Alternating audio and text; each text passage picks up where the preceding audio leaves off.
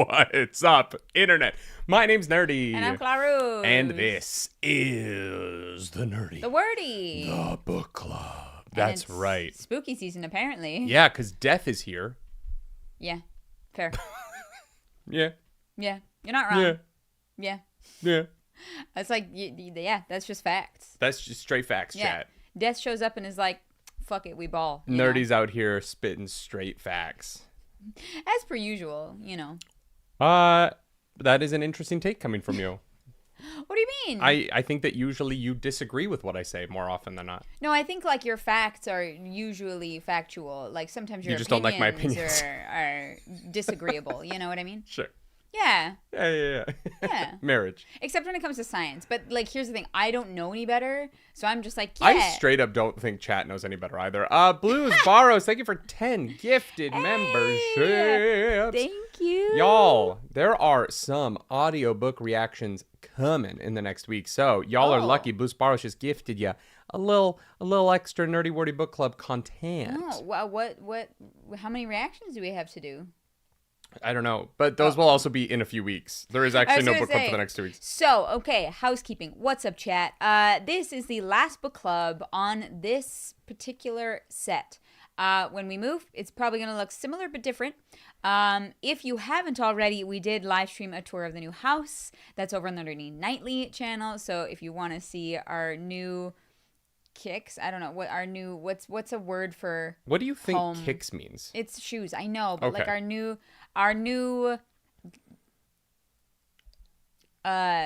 digs? No, digs are also shoes. No, digs is your house. No. Yeah, digs is where you stay, kicks is on your feet. No. Chat, no. I'm right. Digs are also shoes. New digs. Crib would work. But yeah, she doesn't know what MTV's Cribs is. Yeah, that weirds me out. Blues Borrows also calls it digs. No, you're wrong. No, we're not. You are 100% the one who's wrong here. I'm not joking. You are actually the one who's incorrect here. Whatever. Digs is slang for your crib.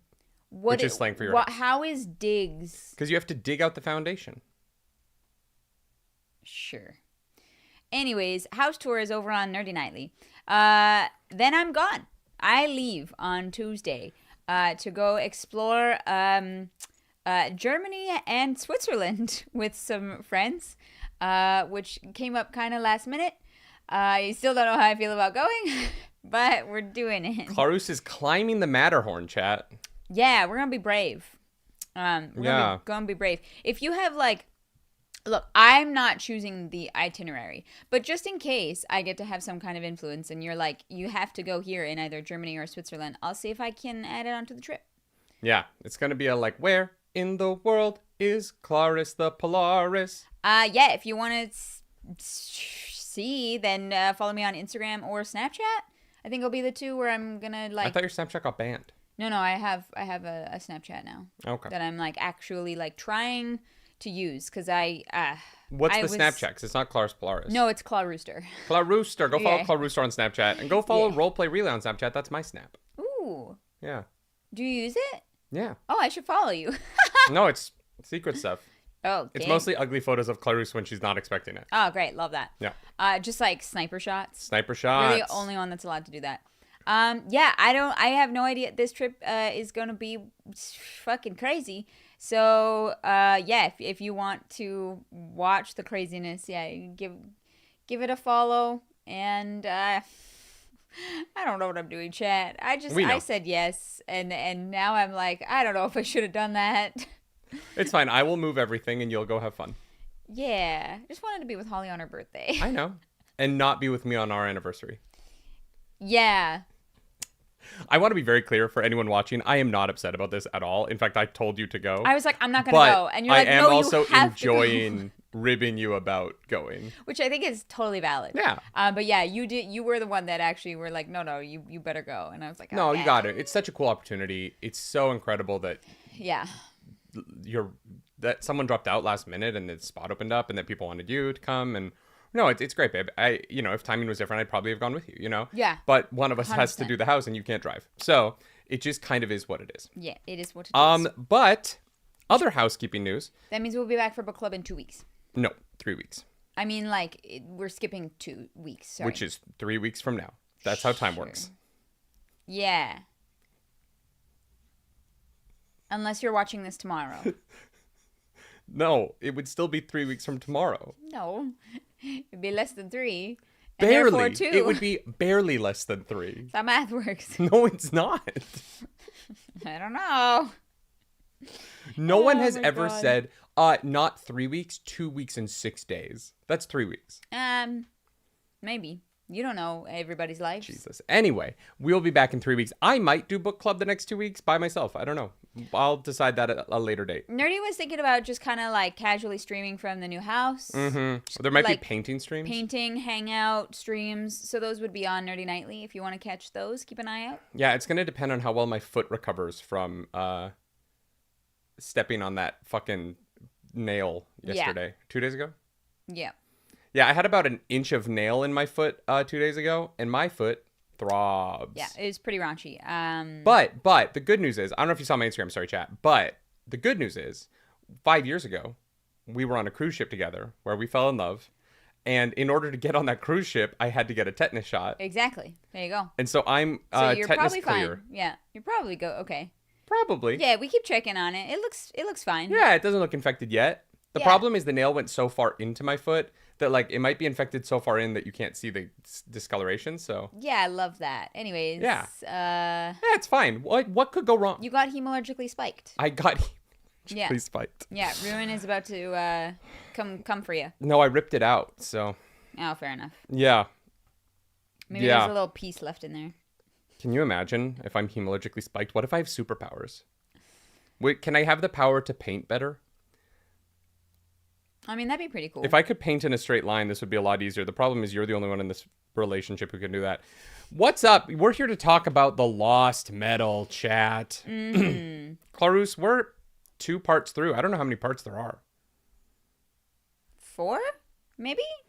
You know what? That is a fantastic question. There are 3 parts and 7 epilogues.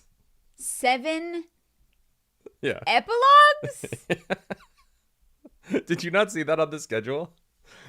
The final week is like chapter 54 to epilogue 7 or something like that. No, I did not see that. Yeah, it's very funny. Cool. Well, that's insane. But I guess it's the Cosmere of it all. You know what I mean? It is, without a doubt, the Cosmere of it all. Love that. How are you feeling about the Lost Metal after week 2? Well, I'm having a good time. I like the book so far. I'm definitely enjoying it. I don't think Mistborn Era 2 will ever be my favorite. Mm-hmm. But I'm kind of trying to lean into the enjoyment of the Cosmere of it all and just be like, this is what it is, and I'm gonna enjoy it for what it is. Because sometimes I'm like, it's a weird choice because, like, you know, what if people don't know this or are reading it this way, and I just kind of have to let that go a little bit and be like, this is me and my reading experience, and I'm reading it this way, and how do I feel about that specifically, as opposed to worrying about other people's experiences of it. And I actually I am finding the interconnectivity to be fun when I'm not like worried about how it all comes together and affects things, because I feel like I have been like worrying. I'm like, oh man, I don't know what this means for this, and like I've been like weirdly like anxious about it. Mm-hmm. But if I kind of let that go a little bit, it's been fun. It's such an interesting response to it, because that's not my feeling about it at all. Oh really? Okay. Yeah, like I don't feel anxious about how it's going to connect. My thoughts about it in the moment are like, what does this have to do with this book? Like, how is this advancing this book in any way? Well, and that's kind of what I mean, is I have started to view this book as not really its own book, but a piece of a larger whole. See, I find that interesting, because I think actually the Lost Metal is doing the Cosmere connections better than the previous elements of Era 2. I agree, and I think that's why I'm able to kind of shift my mindset towards that. That's fair. Better. Yeah, I like this book quite a bit. I think it's fun. This week was a little bit light. It felt like we, you know, it didn't feel like we read that much. No, it didn't. But no, I enjoyed the reading this week. Yeah, it was all good stuff. You know, I think that I got really hung up on the Wayne stuff from last week, and I think that the way that the trying to move past the awkwardness of how Wayne was created and like introduced to get so that this book could kind of live without that hanging over it, I think was clunky, but it ultimately, I think, has benefited the book to move past that and get into what this book is trying to do. Yeah. And I think that the Cosmere stuff is relevant here because it is what this book is about. Yeah. And so it just is working a little bit better for me. The outside of Scadrial elements of this book are present for the immediate consequences of the actions of the gods and the people on this planet. Yeah. And so they all just feel a little bit more tied to the narrative than some of the other Cosmere stuff where I've been like, I just don't know why this is here. You know, the Ghostbloods feel much more present in a way that makes sense here than they do on Roshar. Well, yeah, and because we know that they are connected to Kelsier and Hoyd, and like how Marsh and Sazed all fit into that, I found really interesting, and I want more of that dynamic, to be honest. There's also things I straight up don't understand. Well, but, you know, we'll get to that when we get to it. Yeah. There's one thing in particular with Marsh that I'm like, wait, what? Oh, okay. Blues Barrows, thank you for that super chat. The presence of Chowta gotta be my favorite Cosmere tie-in thus far. That was very funny. But I'm also like, when does this take place? And why? But like, is that Roshar and Chowta, or is it a different thing? No, I think because it has the same name, it's gotta be from Roshar. But they wouldn't speak the same language. Or it originated here and then made it over to Roshar. Oh, so and like Cardassians are Scadrialians or something? Well, I who the fuck knows? What came first, the chicken or the egg? Except in this case, there is actually probably an answer. We just don't know it yet. Yeah. Yeah, the language part of it's so fascinating because, you know, it in like the world of Dungeons and Dragons, Common, the language, technically is from what's that fucking planet called? It's like it's not the Watchtower, but it's like the Watchtower of D&D. Oh, okay, I don't know. At the center of the D&D universe, there's like a city where plane walkers all meet and do important stuff. And Common it's the city in the Eve of Vecna book that is the hub between the dimensions if you do it properly and not the way that we did it. And so in that world, the language of Common has an originations point outside of the planets you play on. And the planeswalkers have disseminated the language to the various planets and you know dimensions of D&D. And so there is a part of me that wonders, like, is there some element of like basic language that has been shared by someone like Hoyd at the beginning of the universe, since all these planets come from one god splitting up? Yeah, I was gonna say the shards all were of the same people? Question mark. But... Sigil, thank you, Emberize. Oh yeah. They're all from the same place and presumably all speak the same language. So you know, if God speaks a specific language, it makes sense that language would be on the planet that they kind of control. And same with Hoyd. Hoyd like planet hops everywhere and uses the same language. So no, he doesn't though. He knows a bunch of languages. Oh, he knows a bunch of languages. Yeah.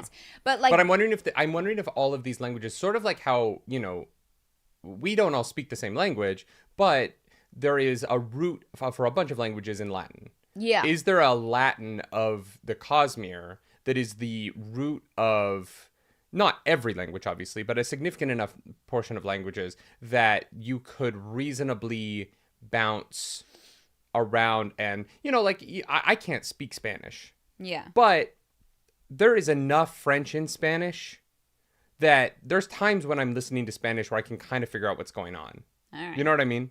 And I can at least figure out some of the nouns, even if I can't figure out what's connecting them, right? Mm-hmm. And so I do wonder if because Adonalsium was split, and then the people that split Adonalsium probably shared a common language. Mm-hmm.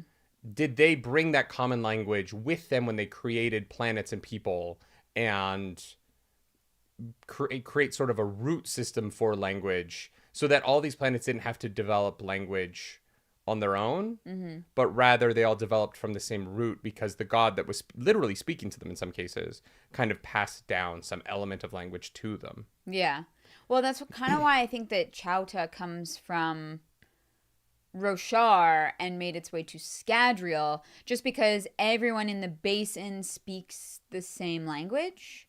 Like there aren't any other languages on the basin's continent of Scadrial. Yeah. Whereas I like people on Roshar speak a wide variety of languages. And so that's why I think if I were to guess, it started on Roshar and someone brought it over here, over to Scadrial. And maybe that's true, but would it have even started on Roshar then? Or did it start on Rays? Right, and this is where the like etymology of things is so complicated in this world, because like what did the gods preserve language wise from before the splitting of Adonalsium? Because there was clearly civilization, right? Yeah. Like pre-Adonalsium split, there was some sort of advanced enough civilization that they were able to split God. And so they clearly had language, and so what of that language persists? Yeah. And obviously a lot of it wouldn't, right? A lot of it would be dead at this point. A lot of it would have been lost. Clearly. Or it has been fairly well preserved because there are fucking world hoppers bopping around who are able to like perpetuate that language that thing that they are familiar with. Same with like God. If a planet is coming up with a religion and God communicates somehow, like it stands to reason that language of a developing species would come from the language of the thing that created it, right? Like humans were literally created on Scadrial between ruin and preservation. So it stands to reason they speak the same language that ruin and preservation would have spoke when they were humans and as gods and whatever else. Or at least they would have at the beginning. Obviously, it wouldn't have lasted. Things can evolve. Yeah. But if everybody already speaks the same language, there's going to be like colloquialisms of like and slang and things like that are expanded upon. But I'm sure most of the actual base language stays the same. Mm-hmm. Right? Yeah. No, and maybe it's maybe like Hoyd spells things differently, like how we like Canada versus US, like right, like. Scadrial, they started like cutting out extra letters and things that they thought they didn't need. But, Hoyd's going to spell color with a U. Yeah. Like I could see that being and it just possible. It kind of gets Brother Armand says, still fun to think a world hopper starts food trends so they can have their favorite food, right? Hoyd's, these savages need to invent cup noodles already. That's funny. I do fucking love me some cup noodles. But I think please. One of the interesting things, though, is like, could this actually be Chowta, right? Like, Scadrial doesn't have crabs everywhere. So, like, is it actually? Is it just version? Is Chowta just the word for burrito? I think so. But you can put whatever you want not, like, in the burrito. I think that if Lopin showed up, he'd be like, "What is this? Like, what is this meat?" That's quite possible, honestly. What is pig? You know what I mean? Yeah. What do you mean it has beef in it? What the fuck is a beef? What is a beef? Beef comes from cows. What does that mean? Yeah. Because one of the fun things is that we've never heard of like axehound meat described in any way. I don't think people eat axehounds. Sure, but chul, but we've never heard what the humans on our planet tend to create a word for the meat of an animal that is not the animal itself, other than chicken for some reason. Or at least in the English language. I say humans in English. We have like beef for meat pork from cows, pork. Pig. Yeah. And so I could see birds. Duck is duck, chicken is chicken, quail is quail. I mean, technically we call it poultry? Yeah, poultry, I guess. But poultry is like all bird meat. Which I guess is the same, I guess, for like pork and pigs, I guess. Yeah. Yeah, okay. But I could just see somebody showing up being like, what is in this? You call this chowta? What's in it? It's like beef. What's beef? It's from a cow. What does that mean? Yeah. What are you talking about? Yeah. Yeah. Yeah, and there's like venison for like deer. So yeah, we kind of do have meat names. Is that true of other languages? It is in French. Is it? Yeah, boeuf. I don't know what pork is. Jambon. Do you think it was to give us a sense of separation from slaughter? Or do we? I think it's for no. I actually think it's for specificity. Like I think that calling it cow is confusing. Mm-hmm. I actually think that people say that it's to like separate us from the like fact that it's an animal, but I think that's a really modern concept. I was just curious. Well, no, I just think honestly, for most of human history, the idea that we should be grossed out by it didn't exist. Right. I think that's a relatively new concept. Yeah. And I think that it also comes from the fact that we eat so much more meat now than we used to. Mm-hmm. For so much of human civilization, like the amount of meat we consume now would have been just unthinkable. Oh, yeah. How would you have access to it? Like, yeah. It's. Or for the average person, right? Yes. Obviously, like, rich people could have, but... Yes. I think the idea that... No, meat was, like, a specialty that you... Yeah. Yeah, that was... And honestly, we eat too much now. Like, just across the board. Humans eat far too much meat for what our diets actually need. But you have to hit your protein goals. If you want, like, muscle, but, like, it depends what you need muscle for, right? And we also don't eat a lot of things that are protein dense. We also, our diets are varied in a way that they didn't used to be. Yeah. Humans used to eat far less, like, just because you didn't have access, right? Yeah, if you didn't live where oranges grew, you didn't have oranges, right? Exactly, yeah. You'd have your grain or your rice. Yeah. You'd have meat occasionally, and then you'd beef it up with some, like, vegetables and or other, like... or like probably something that would be fatty to get like your caloric intake up without having to eat a lot more food. Would be my guess anyways. Apparently, Blue Sun says it comes from nobles and peasants having different languages. The nobles only had to deal with the meat, not the animals themselves. I don't know that I agree with that. Blue Sun, only because the peasants weren't trading in animals the way that the nobles would have been. So the nobles would have the nobles weren't like dealing with the animals on like a day-to-day basis, but in a lot of areas, like all of the cows would have been owned by kind of the local lord or whatever, and there was sort of, you know what I mean? Like the wealth was in the livestock in certain places. So I don't know. I don't know how true that is. I would be interested in what the etymology of that idea is. Spencer D says, because nobility in England spoke French and Latin and had Latin-derived names, but the farmers were Anglo-Saxons and had German-derived names. So. That's interesting. Yeah. So did beef come from bœuf? And the French are the ones who did the split between cow and beef. Maybe. Yeah. Anyway, we're not going to figure it out now because I'm not going to Google it. Chapter 20. I'm sure the comments are just going to be like, nerdy doesn't understand language. What a moron. What a stupid head. Guys, we can only be good at so many things. There was someone in the Discord, I feel like I can bring this up because he apparently doesn't watch book club anymore, but was in the book club channel in the Discord being like, yeah, I don't watch book club anymore. And I was like, then why are you here? Why are you in the book club channel? Right. I mean, yeah, live your life.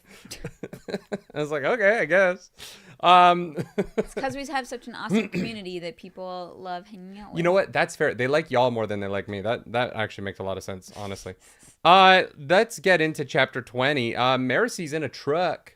She's on her way to Bilming, which just sounds like a town in like Montana. Yeah. You know what I mean? Like, I'm surprised that it's a booming port city. It like sounds like Bilming, Virginia. You know what I mean? Oh, like... yeah. But not even Virginia, West Virginia. Sure. You know what I mean? Yeah. Well, Virginia is like DC. West Virginia is Mountain Mamba. Yeah. Mountain Mama. West Virginia is like Appalachian, like... Sure. Yeah. Oh, the fake mountains. The hills. Yeah. The hills are alive with the sound of Clarus being not allowed in West Virginia. The They're nice hills. I'm just saying. Billings is a town in Montana. That's what I'm thinking of. Okay. Yep. Yeah. There it is.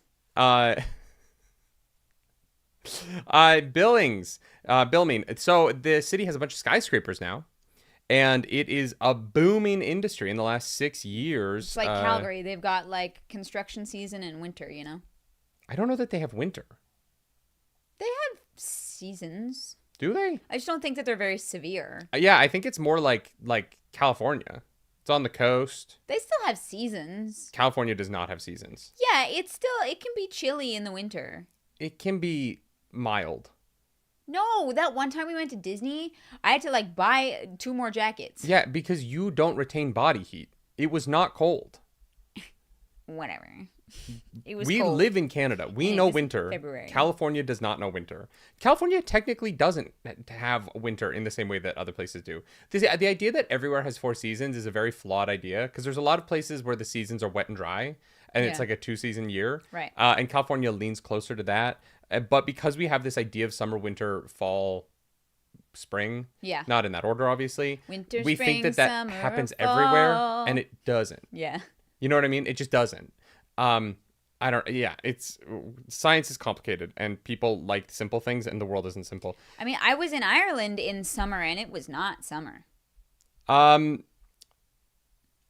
Anyway, Marcy is in a truck and the city's growing. Yes. It's been 6 years and the world has changed. Yeah. And she's sitting there with a constable who is not a constable. What?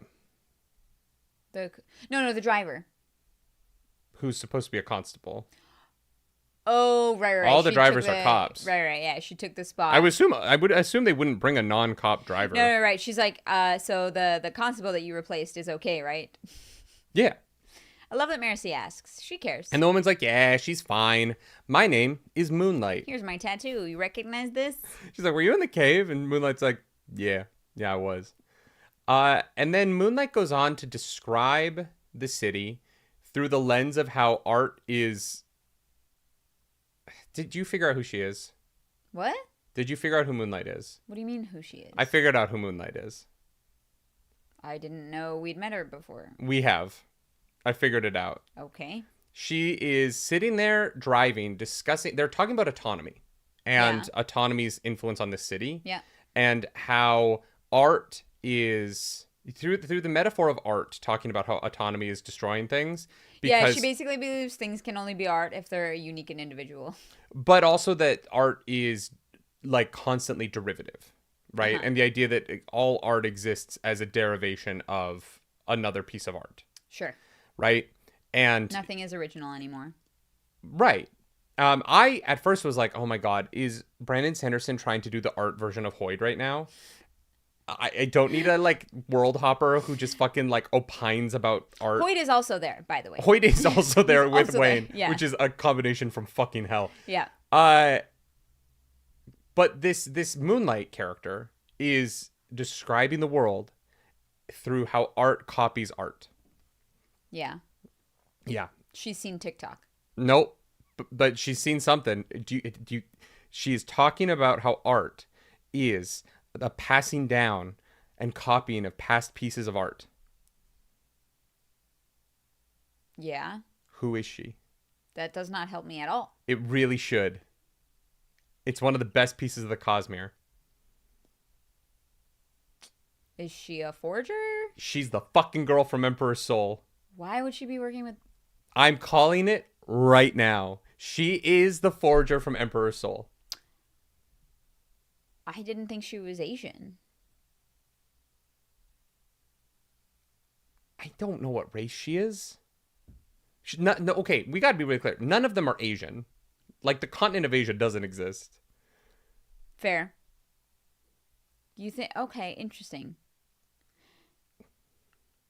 What? But she says she's met autonomy. Yeah. We don't know how long it's been since Emperor's Soul. I just am at the point where I don't think Brandon Sanderson is going to introduce these characters unless we've met them before. Yeah. And the only person who we have seen talk about art in this way is that woman. All right. And I just think we know the GHOSTBLOODS have connections on Cell, right? They have Sions. We know they've been there. It just makes too much sense to me. Okay. Sure. I don't know what it means for this story that they have a forger, but I am like almost 100% certain it's her. Yeah, that it could be. It could be anything. This is the Cosmere.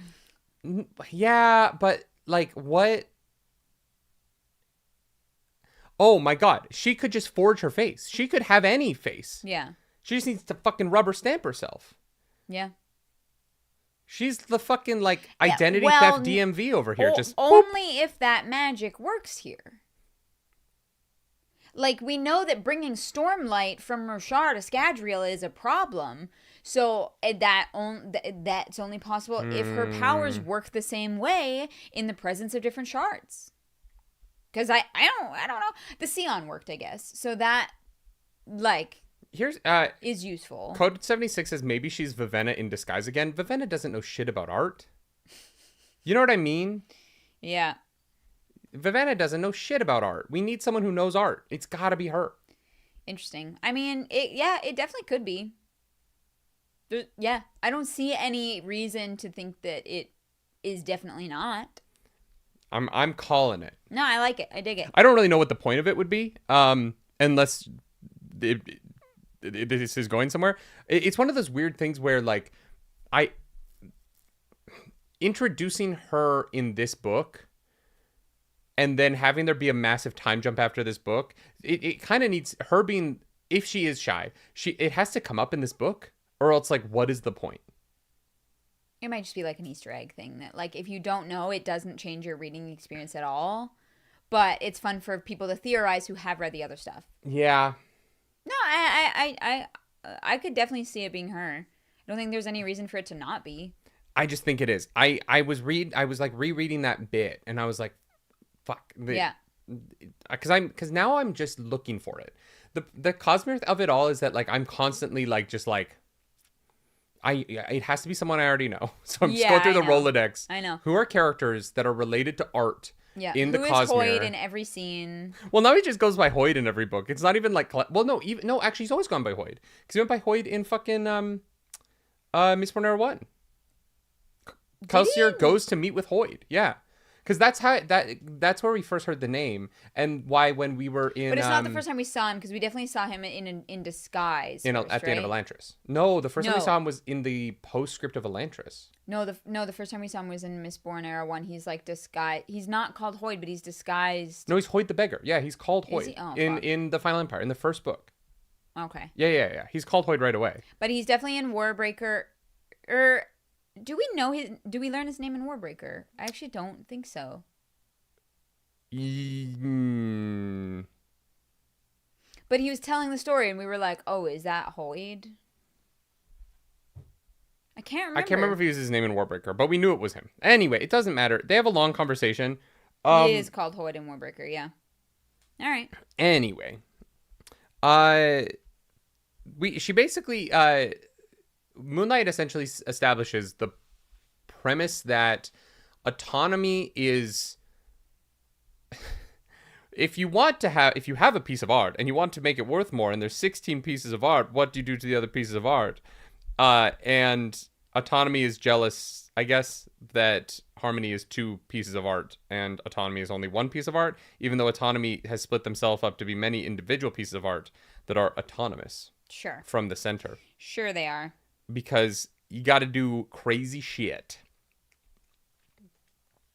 Yeah. And then Moonlight is like, Marcy, we want you to be a Ghostblood. Well, they're like, we are interested in you. I don't really know. Because they have friends everywhere. Yeah. I'm just not really sure I understand why Marcy. Well, I think because, like, Marcy's motivations are for good. And I want to think that, like, Kelsier's motivations are also for good. And Marcy also has pieces to the puzzle already. Marcy's already met Death and has a connection to Sazed. I understand all that. And I think that if the Ghostbloods were an organization whose methods were on the up and up, I could understand it.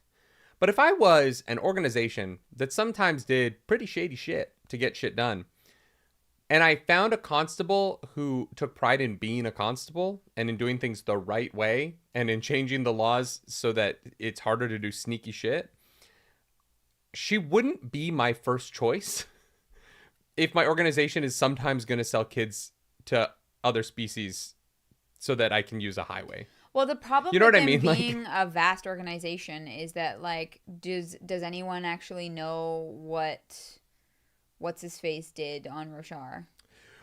No, but I think the Ghostbloods in general are they are comfortable working outside of the system because they have to be. Uh-huh. And so Marcy, weirdly to me, is more of a problem than a like recruitment opportunity. But she works outside the system. Being with Wayne and Wax inherently is a little bit beside the system and not within the strict lines of it. Sure, but she's the one in these scenes that is pulling them towards it, right? She's the one trying to get them to follow the rules. And so I just think that for the Ghostbloods, maybe they see that as an asset to bring into the team. Like someone who has an in all the like workings and how to do things properly. Kelsier doesn't exactly strike me as the kind of person who wants to like work by the rules, but they're like, depending on how big the organization is, I think like having someone within that structure could be very useful. I just think she's a bit of a goody two shoes, and I think that if you're gonna do sneaky shit, they're the hardest person to get on board. Mm-hmm. You know, you need someone who's a little bit more morally gray. And I think that Marcy's almost too stand-up to settle into that organization well. Maybe. Because Marcy's going to show and be like, wait, what are we doing? No, that's against the law. And they're going to be like, hey, we don't care about the law. Maybe, or maybe they see Marcy like toying with things that are so vast and they're trying to almost like save her in a way because like she's like they're going to be in a lot of trouble because they're dealing with fucking god-sized problems. Yeah, I do understand that part of it. I think that the reason why they're not interested in Wax is because they said he's too close to Sazed. Yeah, and Wayne is too chaotic. Yeah, you know what I mean? Like Wayne. The idea that Wayne gets away with anything that he does is kind of like silly, but he is actually too, as good as he is at disguises, he causes too many eyes on him. Yeah. And I understand why they don't want them. I don't know who of this crew would make a good Ghostblood, and I kind of don't think any of them would. But Marcy, to me, it's so fascinating because she has all the skills they need. Yeah. And the interest and the intrigue. Like, all of those things are qualities that I think Marcy brings. But the hurdle for me is just that she wants to do it the right way. Mm-hmm.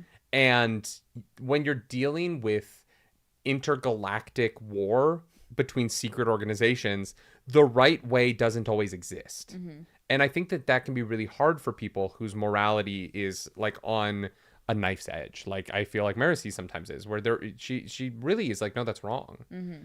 And I just can't imagine her and Mraize being able to work together. Yeah, that I don't know. Right? Yeah. Yeah. Yeah. It's also, again, it's really tough because I feel like I don't know when we are. Yeah. Oh, 100%. Yeah. Like the Ghostbloods could have changed, right? And what Mraize is doing is hundreds of years in either direction. For like, I don't know. I wish that was a little bit more clear. We cut over to chapter 21. Wayne and Hoyd are together. I think that Hoyd has found someone more annoying than himself and is regretting it because he's like, hey, can I have my harmonica? And Wayne is like, I gave you a rat. So, no? And Hoyd is like, yeah, fair. All right. Wayne and Vendel step out of the car and they go and they meet with the gangsters. They realize immediately there's a lot of them. There's 40 of them, and that is more than they brought in constables. Yeah. It is straight up not a good time. Big operation. And so they start talking, and Vendel does an okay job, but the fucking... Yeah, he's all right, but Wayne brings it home. Yeah, the gangster doesn't want to introduce him to the sequence because it's weird, and so Wayne pulls the guy over and has a little private poor person chat with him, and plays the beaten down assistant. Yeah. He's like, how's your sister? And he's like, you stay the fuck away from my sister. That was very funny. There's a trend in the NFL where the like social media team is going to the players and being like, which player on the team would you not let date your sister? And they did it last year with the Buffalo Bills. Oh, boy. And every player is like, oh, Stephon Diggs. Oh, yeah, Diggs. No, I wouldn't let Diggs near my sister. And you're like, what the fuck did Stephon Diggs do? Wow, okay. That's something. Oh, it cracked me up. Very telling. He's not on the Bills anymore. I wonder why. Anyway. They eventually do get the sequence to come out. And when they do, filming city constables flood the streets.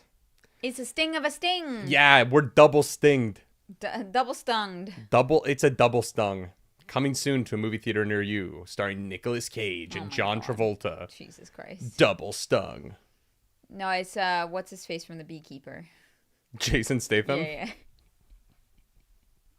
100%. Wait. The Beekeeper 2 Double Stung is such a funny title. Oh my god. You're welcome. You can have that one free of charge, but just give us credits in the title. Or not in the title, in the credits. Double Stung. So they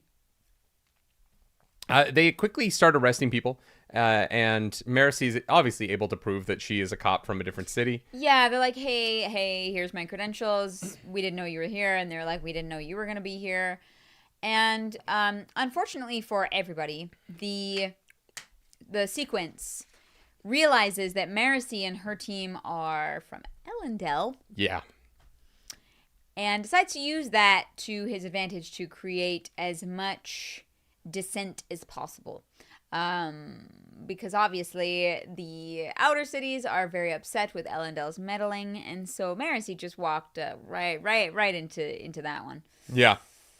Oops. And so they use a big old duralumin push and just shove everything out in every direction. It's sort of like every time Black Panther collects enough energy. Oh yeah. In Infinity War, power that I just don't like. I like everything about the Black Panther in the MCU except for the I absorb kinetic energy and then release it thing. Sure. Blue, thank you so much for 10 gifted memberships. Thank you. This is a last farewell to this set. So yeah, it's the final book club of the both of us on this set. Yes. If I do one next week, I might. You might do one, yeah. The final 2-person book club on the set. Wild. I appreciate that. It's been a short run. I know. This was supposed to be our set for a long time, and but this house sucks. Yeah. So we're getting the fuck out of here. I wonder how many total book clubs we did in this set. I don't think it's that many. I don't know. Yeah. I feel like we bought these chairs like 4 months ago. Yeah, so maybe it was only Rhythm of War to now. Maybe. I think it actually was. I think it was only Fourth Wing, the Fourth Wing series, Will of the Many, and Rhythm of War, and Last Metal. Yeah. Damn. Yeah. Yeah, but don't worry. This vibe is staying. This will be the vibe for book clubs. Yeah, I want bookshelves in it. So like the set will change because I want there to be... It'll be bigger. We'll be more away from the wall. Like yeah. It'll just have more depth to it. Mm-hmm. Definitely keeping these chairs though. They're my favorite part. Yeah, they're great. Yeah. Yeah, very happy with We are going to go to a 3-camera setup. So that is the... Yeah, I don't know how we're going to run that for a book club. I'm going to run live. It, and then eventually we will have someone else run it. Great. Eventually. Guys, I want to grow the show. All right. Yeah, come on. I want HD shorts. Our shorts, because of the one camera that we're using, our HD shorts aren't HD right now. No, and I want to fix that. We're dreaming big, honestly. We're dreaming big. And this camera will get replaced. So hopefully that will help as well. Yeah. Right? For Wind and Truth. I want Wind and Truth to pop. We should go pick up that camera. Oh, right. Yeah. Anyway, they start fighting. I liked Blanchett immediately. Oh, me too. She's great. Yeah, me too. Yeah, she's just like, why didn't you tell me? Yeah. But also isn't like just let a girl know. But isn't like fucking like rude and bitchy about it. Is like she's like realizes that they all have the same goals. They're all on the same page. Yeah. They were just a surprise to each other. Yeah. Mm-hmm. And so they start the fighting. And Yeah, Marcy is able to pick up even before the push the problem here, which is that this is going to look chaotic and it's going to look like Ellendale is doing dumb shit. Yeah. And the unfortunate thing about our main characters is that they acknowledge the way in which Ellendale lords itself over the people of the rest of the basin. Yeah. But they're also so much of that system that they don't think about the ways their actions are going to perpetuate that, right? Yeah. Marcy does not foresee this being a possibility. And is so gung-ho on stopping the set that she misses, until this moment, the downside of her own actions. Yeah. And it is just interesting. It is interesting to have these characters have the flaw of participating in a system that they are trying to dissolve. Dismantle, yeah. And I think that that's true of a lot of things, right? Like, I think that we are all... this is not, I think this is good writing by Brandon, not a criticism of the book. I think that we are all a victim of perpetuating systems, even if we are not fans of them. Yeah. Because it is really hard to be on top of the constant thought of how I am playing into a system that I have to exist within, right? Because some of it is so ingrained, it's so learned. You don't think about it, you don't question it. Like we all have our habits, we all have our processes that are like very difficult to change. Difficult at first to just analyze and then take the steps to change, right? Like a lot of people just don't have that kind of self-awareness. Yeah, and so it is fascinating as they're kind of they take this action that they think is going to be this huge play against the set, and it does help them. It does make sense logically why they would do that. Yes, but for almost the rest of the reading this week, they're constantly like, "Oh my god, we fucked up." Well, yeah, because the set is able to turn the situation on its head. Yeah. They're really losing the information war. Yeah, which like feels like modern life. Yeah. It feels like we're losing the information war. We live in a time where we're going through this. We are just constantly losing the information war in North America right now. And the way in which people believe misinformation is wild. And the way the algorithms incentivize people to be trolls and post shit that isn't true because it gets clicks is creating these systems where we are incentivizing people to believe straight up lies. Yeah. And people just don't understand the world they live in anymore at all. And I'm not even sure I do. Like, it's gotten to the point where so much of what I'm reading is misinformation that even I'm going like, what do I believe that isn't true? Because there's got to be stuff. Oh, yeah. There's simply no way anymore. Well, there was that thing you talked about, the fucking pyramids. Oh, the pyramid thing. Yeah. You're like, but it is fucking impossible to weed through the shit. And that can be as big as like, huge headline stories or whatever. Or it can be as small as like, buy my workout program to target abdominal fat, which is just impossible. Yeah. The misinformation range is so vast, and there are no systems in place to stop it, to slow it down. Yeah. Like every social media platform wants you to be on there longer and engage more. Yeah. And the misinformation is a tool for that. And they value their profit more than they value the state of society. Well, and it just goes back to they're eating the dogs. You know what I mean? Like, yeah. Was that happening? I don't know. It sure seems like after that debate, no one went and checked. It doesn't really seem like that ever went anywhere. But God, it was the thing, and it's just it's. Yeah, Trump lies like fucking half a dozen times per speech. Oh yeah. And there are people who are like, "Yeah, that's wrong. That's wrong. That's wrong." Like, and people don't care. No. People don't care. Lying has not. Lying has become a far more acceptable thing to do in society. At least that's what it seems like. Obviously, I didn't live 200 years ago. I don't actually know what the social perception of deceiving others was. I would like to, based on things that I have read and stories that I've heard, believe that, humans disincentivized lying.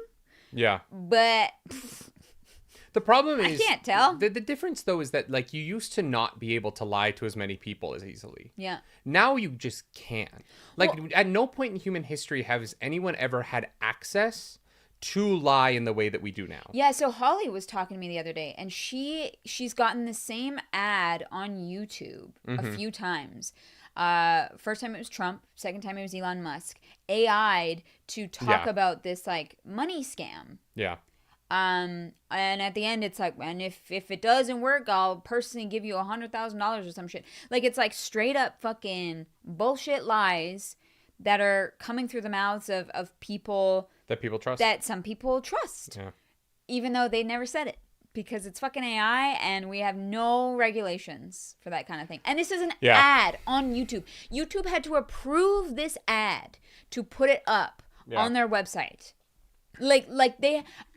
I have tried to promote certain posts of mine on social media just to see what happens. I'm very curious to see what it's like. And it'll be like, a funny video of me and, like, I can't get anything approved. Yeah. I have, like, all this money that I've put into my wallet in, like, Meta that I can't use because every time I try to boost a post, it just doesn't go through. Wait, like, really? Yeah. You have to put money in first? Yeah. Oh, my God.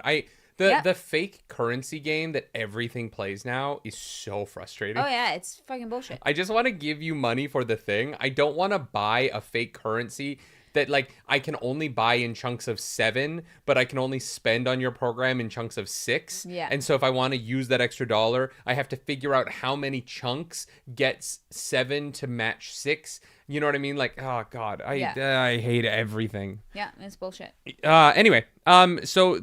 Marcy falls for the same shit that we're all falling for. And the fight begins. Chapter 23. They start... this big steel push happens and everything goes flying. Cars get shoved.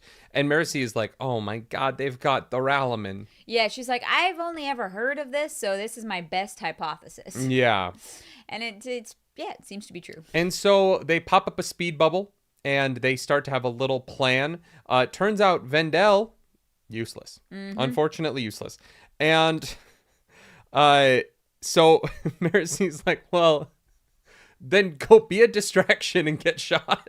Yeah, she's like, well, you're invincible, basically. So just get me a gun. Give me an aluminum gun. I mean, you can't die. So yeah, just use that to your advantage. Just go, I don't know. You don't have to hurt anyone. Just, yeah. And everything thinks that it's going to be fine until a fucking woman runs into the speed bubble because she is... the anti-Wayne. Yeah. She is the anti-Wayne. She is the Wayne nemesis that Wayne didn't know he had. In that she has Wayne's powers, but none of Wayne's... Yeah. Charm? Yeah, it's like when a Batman villain is like, I've trained my whole life specifically to undermine you, Batman. That's basically this person. Yeah. It is truly the... I'm actually trying to think of who a good Batman villain would be. It really is more the Reverse Flash. Who took, like... Oh, sure. Isn't there someone who took Batman's face? Like Bruce Wayne's face? Oh, yeah. Hush. Okay. Maybe that? I don't know. Yeah, actually, that would actually be more accurate. But because of the speed powers, I'm going to say it's Flash, Reverse Flash. Sure. The problem is that Reverse Flash is older and, like, better than Barry. And this is more like Zoom or, like, a younger upstart speedster. Because Wayne does keep the upper hand over her because she isn't a fighter. Wayne's just more practiced, has a more... Because she hasn't practiced wrestling maneuvers. Yeah. You goof. She never put on a singlet and got on the mat with some boys. That's her own fault. And so, yeah, the Marcy starts throwing out some allomantic grenades. but obviously the steel pusher is able to push them away, and so they don't actually catch anyone. And she's like, you know what? This is really bad, so we're gonna run away. And oh my god, the set is like, well, if you're gonna run away, we're gonna pull out a minigun. Pretty much, yeah. And it's like, oh, everyone's gonna die. Great. No more heroes. Well, because their goal is to just create as much death, destruction, and havoc as possible. But just when you think, what could stop a minigun? Who in this world has the power to stop metal from hitting all of our friends? Wax flies down. It's a bird. Lands Superman style. Puts up his little steel bubble. Yeah. I liked the... Thank goodness. The explanation that he gives of like, I've been trying to follow you guys, but I would never have found you if it wasn't for the fact that you guys started shooting so many bullets. Literally, he's like, oh, I just heard it. I was like, oh, that actually makes sense. See, the problem, James Ross, is that Gatling guns are pretty good, but if you are playing as England and you have the longbows and you can like shoot 3 tiles away instead of 2, it's that upgrade is a tough sell. I prefer to keep the range, honestly. That's not how they work in real life. I want to be really clear that a Gatling gun is better than a longbow, you think? Is better than I don't know. 100 longbows. I don't know. I don't know how many longbows you would have to offer me for me to turn down a single Gatling gun. What about if they were Two Rivers longbows? I would take the Gatling gun. Well, I mean, well, actually, because the Two Rivers longbows, they can hit from like fucking a half mile, a kilometer away, like literally. You know what I mean? The dumbest part of that was that the Two Rivers people aren't described as just having massive right sides. Oh. You know what I mean? They should all have like They gyms. should all have fucked spines. Well, they should have gyms everywhere so they can balance it out. You know what I mean? Like if you should do an hour of bow training, you're going to have to go train the other side of your body. Apparently it doesn't matter. Like longbowmen, it just fucks your spine. Yeah. It's crazy. Yeah. But all of the heroes of the Wheel of Time should have scoliosis. Basically, yeah. Oh my god. So Wax shows up and they start fighting. Wayne and this girl are fighting, and she keeps trying to copy his accent, which legitimately is going very poorly. Was the funniest thing. Yeah. He's like stop that. Stop that. Don't do that. He's just so off, but he's like, this is not awful. The time. Yeah. It's like, I'm going to become the new Wayne.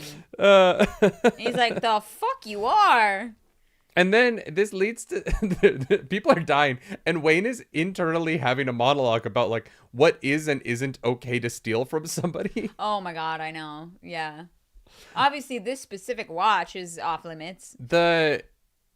Obviously. The mental gymnastics that Wayne has to do to exist as a character is... It's pretty impressive. I would need to nap.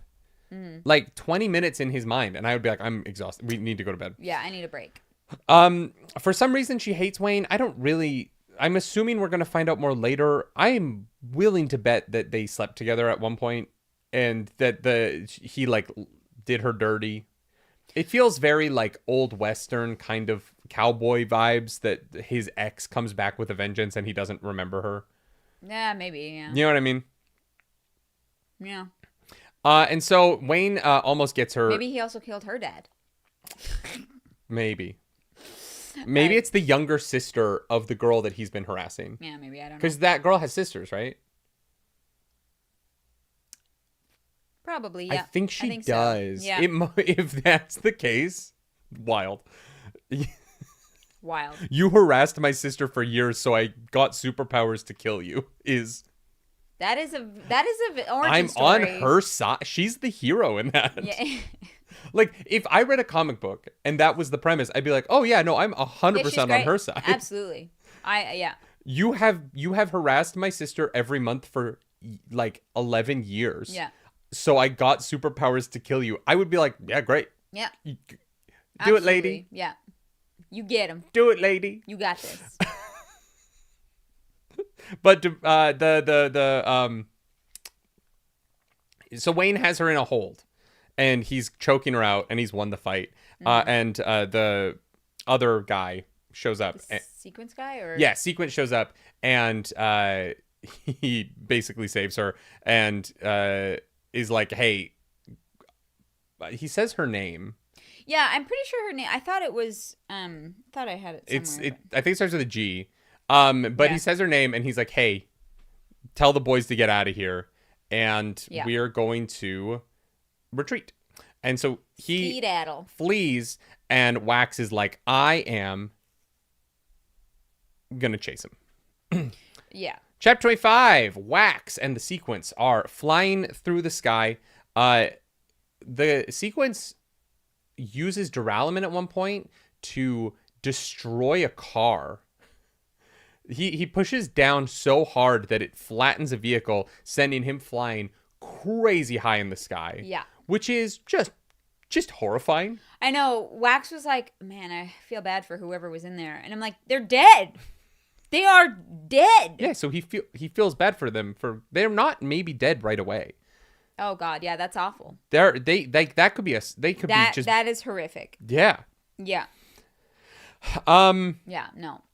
Fuck that. I also love the moment right before this where they fly out, and Wayne and Mercy. Wayne's like, "Did we tell Wax about the duralumin?" And nope. Mercy's like, "He'll figure it out.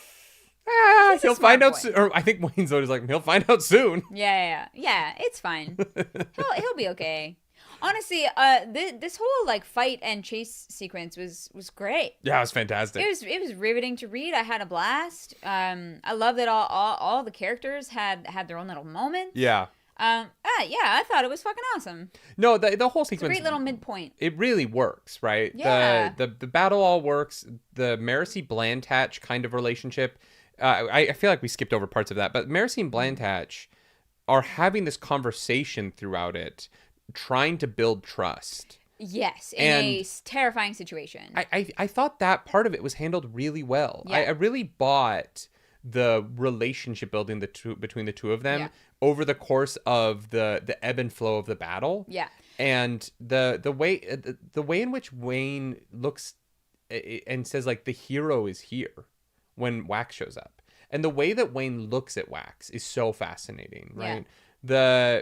I think it's a little bit weird that Wayne seems now hung up on the story his mom used to tell him, even though they've gone through all these missions together. But now that, because Wayne's like, this is going to be the chasm later on, and that Wayne is suddenly remembering the story, I guess because it was in the prologue. Yeah. But this whole fight sequence was fantastic. Yeah. Yeah. We also I feel like we didn't get a lot of Wayne POV until closer to the end of the first 3 books. Yeah. Mm-hmm. So there is that side of it. Yeah.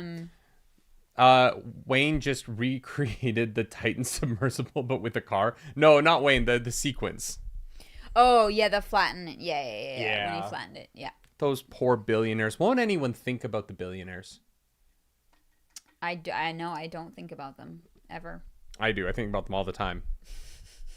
I don't know that I can share those thoughts on the internet anymore, because they can scrape the language with AI and know what I said. But right. I do think about them. That's fair. I mean, Twitter had a really awesome week last week. You know what I mean? It's a good time. I have no idea what you're talking about. You do. Twitter? Oh yeah. Because everyone's speculating. Oh yeah. Yeah. What a time. What a time. What a time to be alive. What a time. We were all very disappointed. What? I don't know what she's talking. I don't agree with that statement. I want to make that clear, Peter Thiel, when you're watching this on your AI machine later. AI machine. I don't know how it works. It just sounds like a Ex Machina type situation. I mean, robot Alicia Vikander, man. Yeah, that does it for me. Not gonna lie. That movie is so good. It is. Oh, that movie is so I wish we hadn't seen it so we could react to it. You know, like that would have been so fucking good.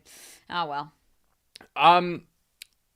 Steak is Meat says this series just sort of materialized and wasn't properly planned out like Sanderson's usual series. Oh yeah, he said that. Yeah, we've kind of caught on to that. I think that thus far this book is maybe my favorite of the 4. Well, I think someone said that this was actually written 6 years later as well. Like, or not 6, several years later. Mm. So the first 3 came out. There was kind of a break where there was other stuff. And, and I think that's why I think this book feels more neatly tied into the Cosmere than before. Because I think everyone was given the time to like marinate in it, and Sanderson was able to like kind of figure out those connections and how he wanted to introduce them. And I think that this book has been very enjoyable. Yeah, I agree. Up till now. I also think like this and The Lost Metal to me have the best action sequences where, like you said, like everyone feels like they're doing something. This and The Lost Metal. Sorry, this and Alloy of Law. Oh yeah, sick. Like the wedding scene in Alloy of Law Yeah. was a really great action sequence that played into everyone's strengths really well. Even the opening one with Lessie. The prologue to Alloy of Law? Yeah. Yeah, that was great. I think that this one and that feel more like the way in which the action sequences in the first era of Mistborn really popped for me. Yeah. And I don't think that while I love the Wax and Lessie stuff, the emotional stuff from later books. What was the second one called? Shadows of Self. Shadows of Self. I think. The action sequences in that didn't really pop for me, and the story was kind of fine. You know, I think that look, the argument in favor of Era 2, should this book remain as good as I think it has been thus far, is at least it starts and ends well. Yeah. The middle parts of it are fine. I think they get a wee bit lost in the sauce. Yeah. And that's the lack of planning, right? Yeah, that's the you know. But I also don't think that is a fatal flaw for the series. Like I do, like I depending on how this one ends. Yeah. I'll never be like, no, Era 2 is not worth reading. Right? Like, I think that for some people, mileage is going to vary on it, but I'm never going to be like, oh, no, it's like bad and like not worth your time. I disagree. I definitely think that there are a lot of people I would recommend skip Era 2 completely. Like, I have a lot of friends who would hate Wayne more than I do. Sure. You know what I mean? Like, I think that this is the only series of the Cosmere where I have people in my life that I know I would be like, just skip Era 2. All right. Unless this final book ends on something massively important. Sure. Which I don't know. It might. I don't know. With the direction that we're kind of heading and tying the Ghostbloods into things and bringing in Marsh, like it feels like it's going to be big. Anyway, so we're back in the fight. Sorry. Yeah. No, we do tangents here, chat. You guys know that. We are only tangents. So Wax dips into a building and thinks that he is hiding, but the sequence is able to like basically just like bring the building in on him. And so Wax realizes that he is using bronze, right? Yes, bronze to sense him. His allomantic abilities. And he realizes that he can sense him using his fair chemical abilities. Yeah. And so Wax decides to use his weight changing to trip up the sequence and make him think that he's on the ground. The sequence comes over this roof. Wax grabs him. They fucking rocket into the air. And Wax is thrown off of him and is sent tumbling through the air. But the sequence manages to rip his belt. And so there's vials flying through the air. Wax is flying through the air. It is not good. And the sequence also leeches Wax. So he's able to pull all of his power out of him. Mm-hmm. And they fight for a minute. But Wax is... the sequence is shooting at Wax. And Wax is changing his weight so that he's like... his speed is kind of going all over the place. Yeah. I don't really know that works. With my understanding of falling. Well, falling, like the weight of something falling matters up until a certain point, right? And then you reach maximum velocity and then it doesn't matter. And then I feel like... I feel like Wax... Oh no, I guess if you drastically reduce your weight and also create more surface area, if he can reduce his weight enough that the amount of surface area he can, like, if he expands his body, that it, like, the air tension, or no, he must be able to reduce his weight enough that at his size, the air is able to change his speed, right? All things fall at the same speed unless surface area is large and weight is low. Right. So he must be able to reduce his weight by enough. Mm-hmm. I don't really understand how much he could realistically reduce his weight by. To almost nothing. Then he would be able to change his speed pretty drastically because of the surface area of a body. Well, he can store all or none of his weight basically. Like, mm-hmm. I don't know about all. He might not be able to like. I'm not gonna lie, but he can basically moonwalk. Like he's on the moon. As I get that it's magic, and so it doesn't matter. But in terms of abilities that my brain can make sense of, the storing of weight is without a doubt the dumbest one. Sure. You know what I mean? To me, it's actually just numbers, so it's actually the most straightforward. If I weigh 110 pounds and I put 100 of that in, and I get rid of 100 of that by putting it into a thing, that is actually the most straightforward to me. I understand that. If you abstract it to numbers, it totally makes sense. The concept of storing weight I can understand storing memories. I do get that. Even though that is not a tangible thing that humans understand. No, but that's what our brains already do. Yeah. But we don't know how. My memories don't change my weight. But the idea of just the idea of it is so insane. This is the tism. A little bit. Yeah. No, I get it. Umang, thank you. Welcome to the Nerds Radiant for a second month. Happy to have you here. See, Ember Eyes gets it. Ember Eyes fucking gets it. You'd think it would have to make the metal mines weigh more, and so you would end up weighing the same amount. Here's the thing. No, because it's like storing a dangerous chemical inside of a container that prevents it from suffocating you. You know what I mean? Right, but nope.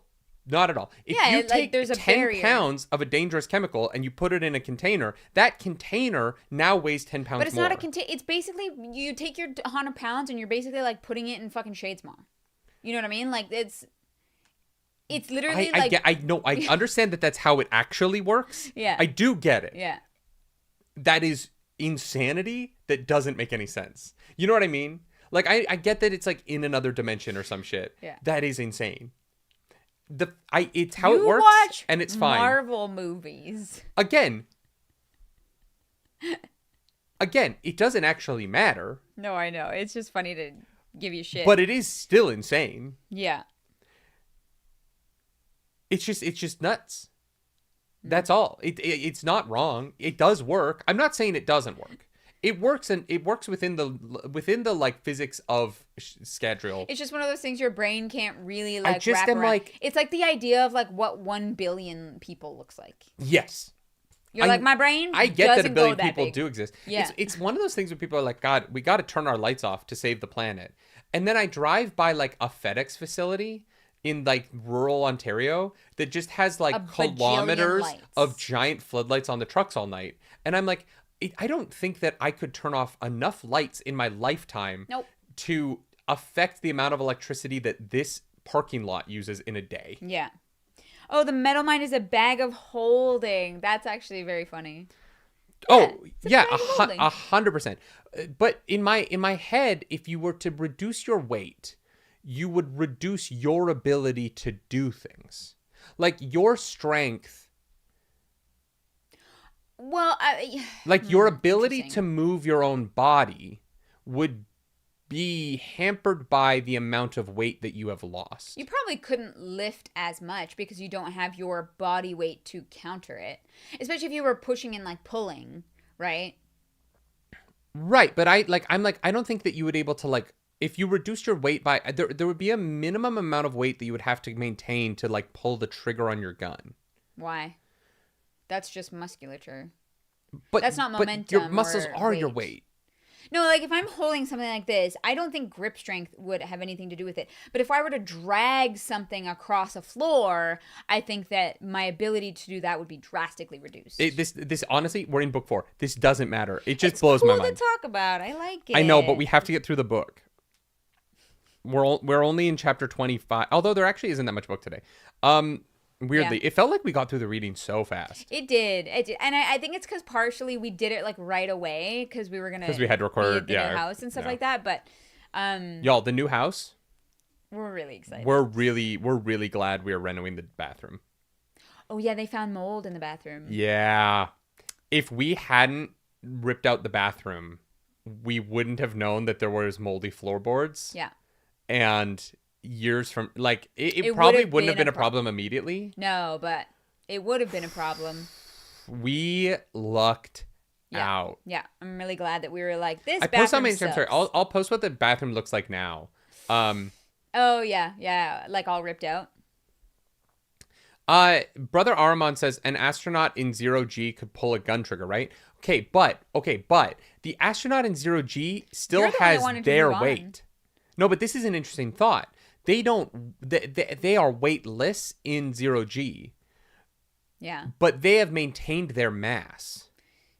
But the mass doesn't matter because gravity you're right. You're 100% right. Huh? You're right though.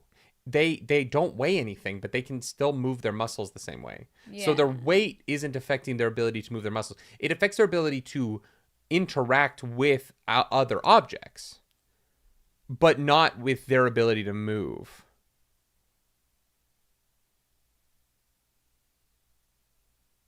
I don't know. Mass and weight are the same thing to me, so this conversation already doesn't make sense. Yeah. Sure. Interesting. No, you're right. It would only affect his ability to like push and pull. That's what I would imagine. But it wouldn't affect his ability to move himself. Yeah. Fascinating.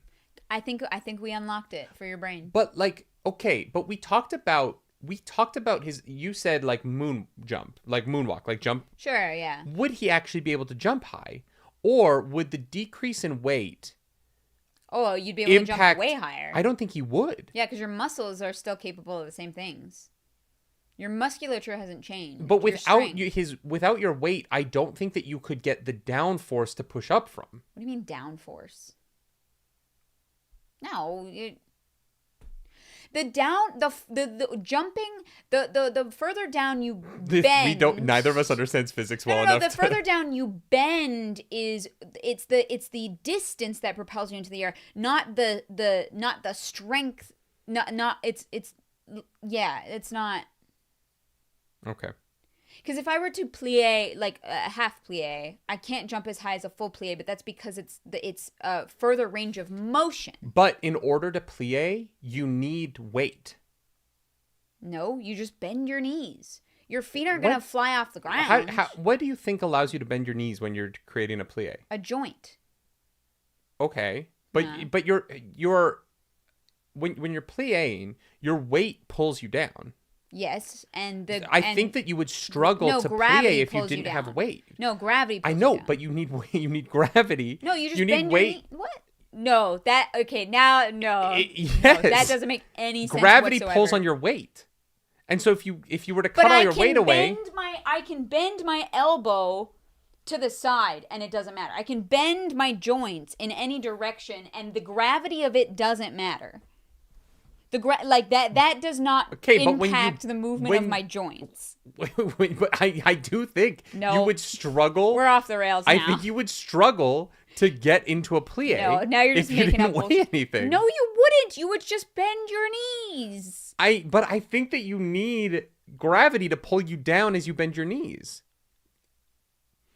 Or because if your weight was that low, you would like bend really slowly. Maybe you would just bend really slowly. No, you wouldn't. I think you would. No, the speed at which you can bend your joints has nothing to do with gravity. But if you just bend your joints, you would just lift them off the ground. What keeps you going down is gravity. Yes, and the gravity is still there, no matter what you weigh.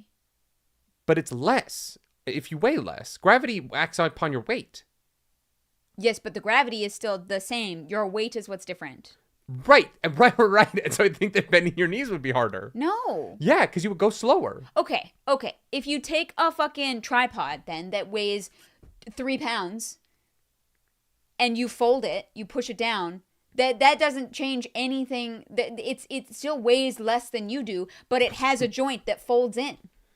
And the joint moving is not impacted by how heavy the tripod is. I think that you would not be able to bend your knees as fast. Oh my legitimately. God. No, because you would have to. Because the where the force comes from is different. Because you can't just have gravity pull you down. No, you just legitimately need enough. You just need enough. I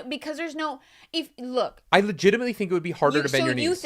You think, or it would be harder to squat. You think that a person that weighs 200 pounds can plie twice as fast as a person who weighs 100 pounds? Absolutely not. No, because their mass is proportional. What? So like a person. No. You could have you have a 5'6" person. Yeah. And a 5'6" person. They are the same distance away from the ground. Yes, but their mass is going to be. But their mass is going to be proportional to the weight difference. The problem is that weight. What? So like. No, you're wrong. If they're both 5'6", but they're both 200 pounds, one of them is going to have more mass than the other. Things still fall at the same rate regardless of weight.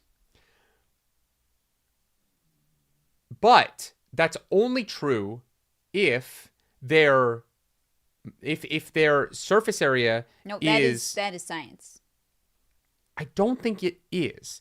I think that it's like how if dragons you were to don't have the work mass without magic. of a 250-pound man, but weigh 50 pounds, it would be hard to bend your knees. It would be harder than because it would be disproportionate. I will stand by this. I'm sorry. I think that you are so off the rails. I don't think I am. Yeah, I think you're like adding extra complexities to this that do not exist. I think that once you're all the way down, his upward force would be stronger. He would be able to jump higher because he would weigh less. Depends but I think if he has getting the musculature into that squat, to fight gravity the same way. But he's not fighting gravity the same way. Because he would have the musculature. He has the musculature of probably a 200-pound man, but he's only pushing 50 pounds of force. You know what? I can right? prove this to you. Nate and I did a video where we were squatting at the same. What does that have to do with this? The rate of movement of bending the knees does not change based on how but light you're both you are. no but you're in that situation you are both being affected by gravity normally. Wax would be affected by gravity differently because he is drastically reducing his weight. Okay. Right? And so his ability So Wayne is going from your weight to my weight. Or sorry, Wax is going from your weight to my weight. But still has my body. Okay. And? Well, if he's going to your weight, I'm assuming he's going significantly down past your weight. Probably. I'm just like, for scale, I'm like... we need to talk to an astronaut and be like, how hard was it to bend your knees on the moon? Because that's more what it is, right?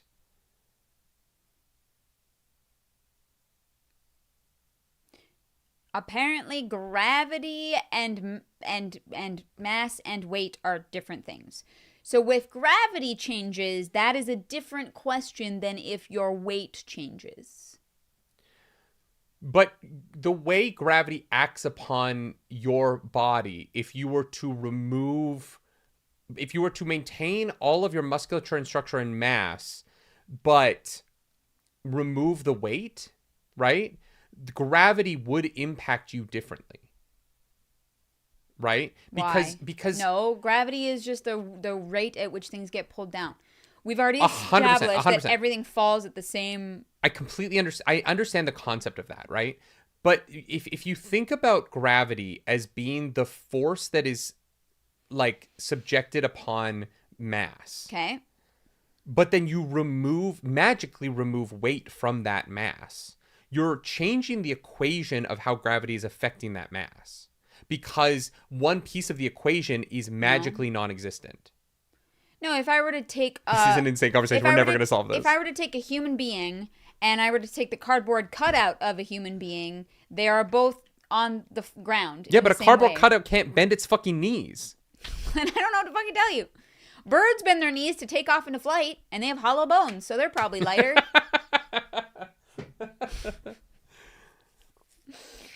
Oh my god. Wild. Anyways, we need to move on, as you said. 20 minutes ago. But I'm really fascinated by this. I just feel like it. I feel like if you magically removed your weight but kept your mass, it would have to change the way gravity impacts you somehow. Apparently not. That's not how science works. Well, none of this is how science works because it's fucking magic. Chat being like, I understand how the magic would affect the real science of it. No, you fucking don't. No, you don't. I don't know. I think it's kind of cool that Brandon Sanderson has like, it has inserted his magic system into like into a science that we can kind of understand and parse out how the abilities would work based on our rules. I know, but I am saying that in the real world there is no object that has mass without weight. It is impossible for us to know what would happen in physics if a object of mass were able to magically move its weight but not its mass to another dimension. You know what I mean? Its weight, but not its mass. Wax's mass doesn't change. His weight changes. We have there just simply is not a way. Well, see, now you've lost me because I don't understand the difference between those two things. Well, mass is what makes him up. His atoms, right? Like his mass wouldn't change, but he moves the weight of it to another dimension. Sure. And so we just simply don't know what would happen in science if that were to happen. There's no way for us to be able to like say for certain, because there's a chance that he does this and it breaks the universe. That's not what mass is.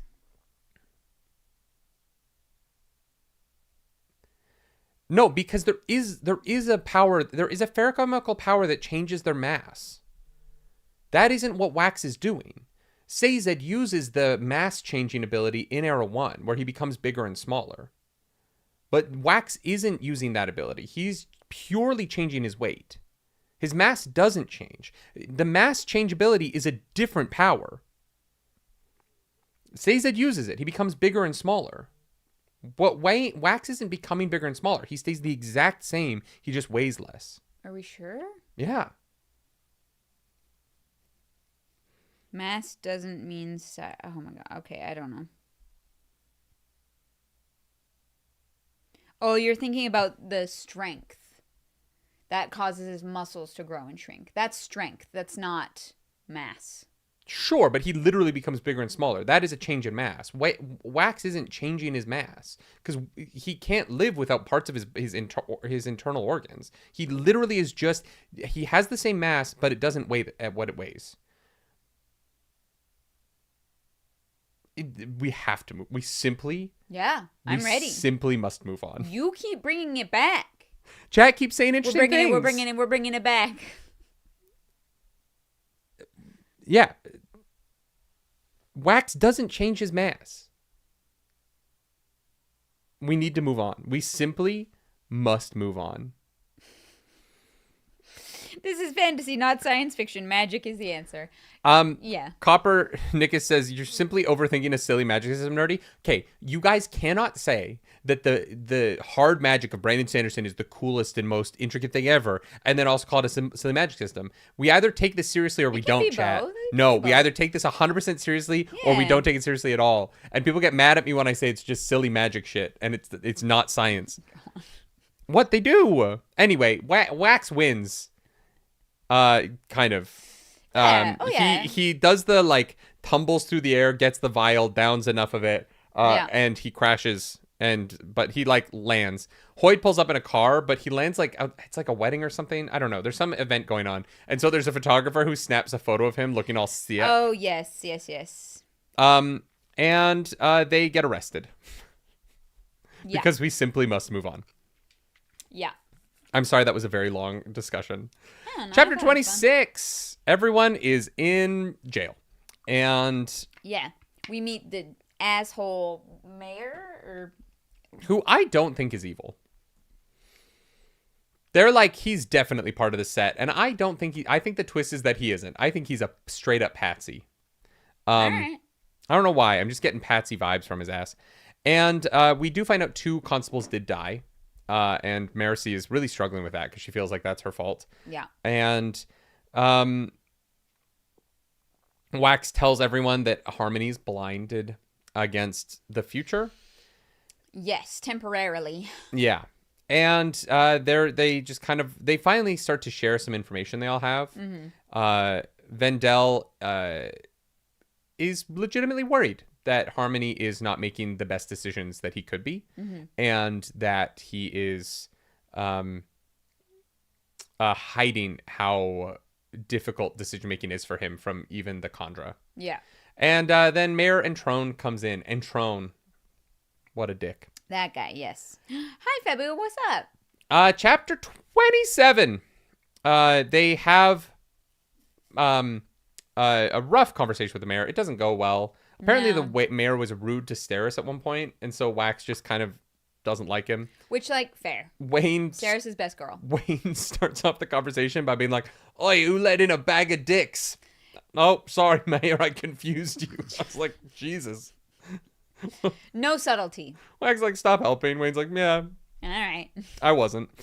And so Trone makes the case, rightfully, kind of, but also legally, it's not a great argument, that that Wax cannot claim to have jurisdiction without undermining his own argument that Elendel shouldn't have 100% jurisdiction.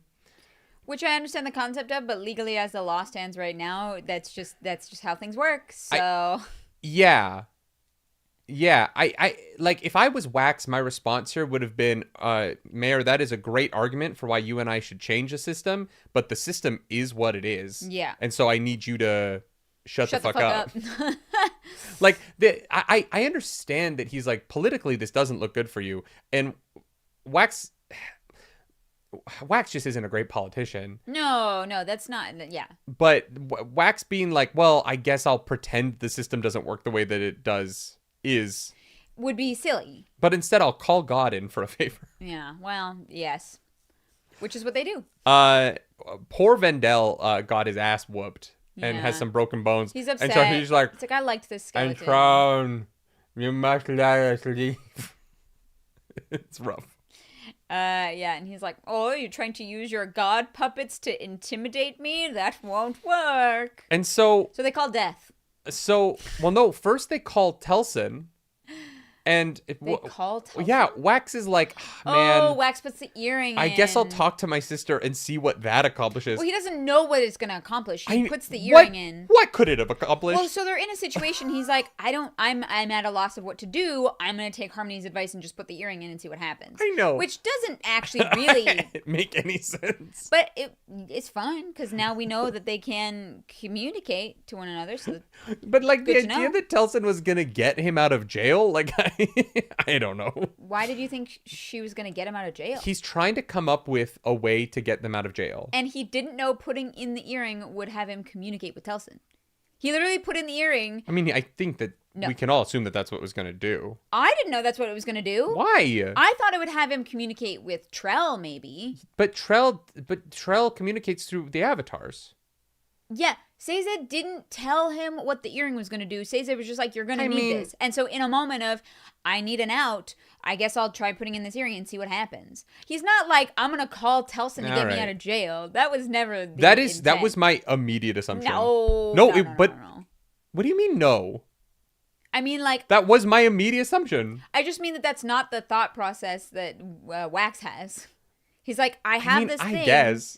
I'm going to, like, just try it and see what happens because I don't know. Yeah. Yeah. He and his sister can see each other and hear each other. Not see each other. They can, like, it's complicated. Yeah. But Telson is freaking out about something to somebody. Yeah. And then is like, oh, hey, Wax, how you doing? I'm over here saving the world. And Wax is like, well, that was a fucking waste of time. Anyone else have a plan? But now we know what the earring does. Yeah, which is great, except for the fact that pretty soon they're just together. Oh, yeah. Yeah, that earring will come back at the 11th hour, you know what I mean? What? In a Brandon Sanderson book? No, never. You know, like how it came back for Vin. Chapter 28, we have Marsh shows up. Apparently doesn't look good, but the guy is death, so, like, I don't know what that means. He walks into the police department, And people are like, oh, shit. So someone goes to shoot him, and he just pulls the gun out of the guy's hand and then squishes it in his lethal powers. Yeah, they were like, the wax like, damn, dude, how you do that? He's like, well, duralumin and a lot of practice. Yeah, because it doesn't really make sense, right? Like, the ability to push that way. You would have to steel push, like, yeah, in a very specific way that directly opposed itself. Well, without he has letting to your pull hands at the same time. Oh, I thought it was just pushing. No, he's pulling on one side so that it doesn't fly away from him, and then pushing on the other. Right, yeah. So that it squishes. So he has to have the wherewithal to be pushing on one end and pulling from the other end. Yeah.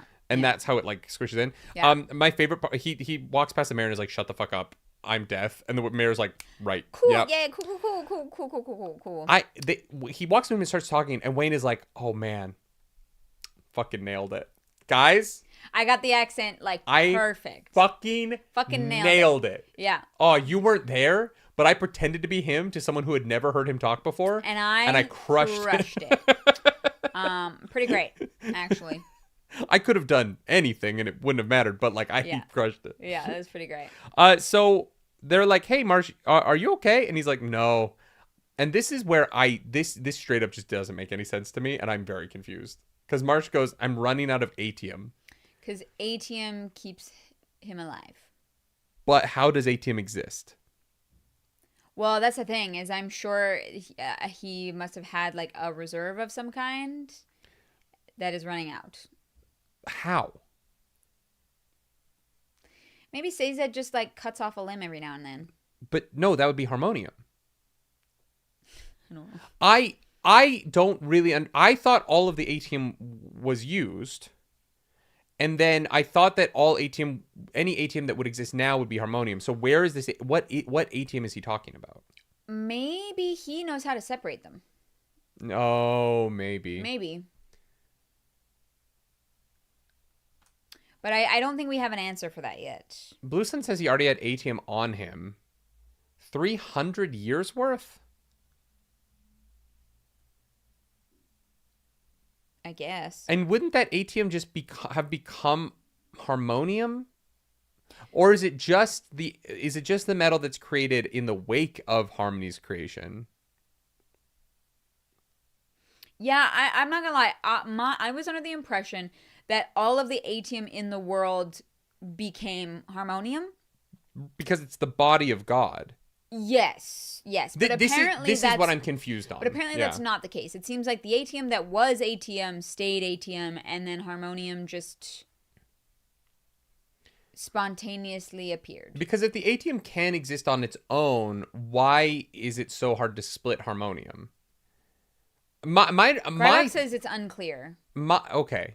My thinking was that because harmonium is you can't split it, atium can't exist on its own because the god that is the body of doesn't exist anymore.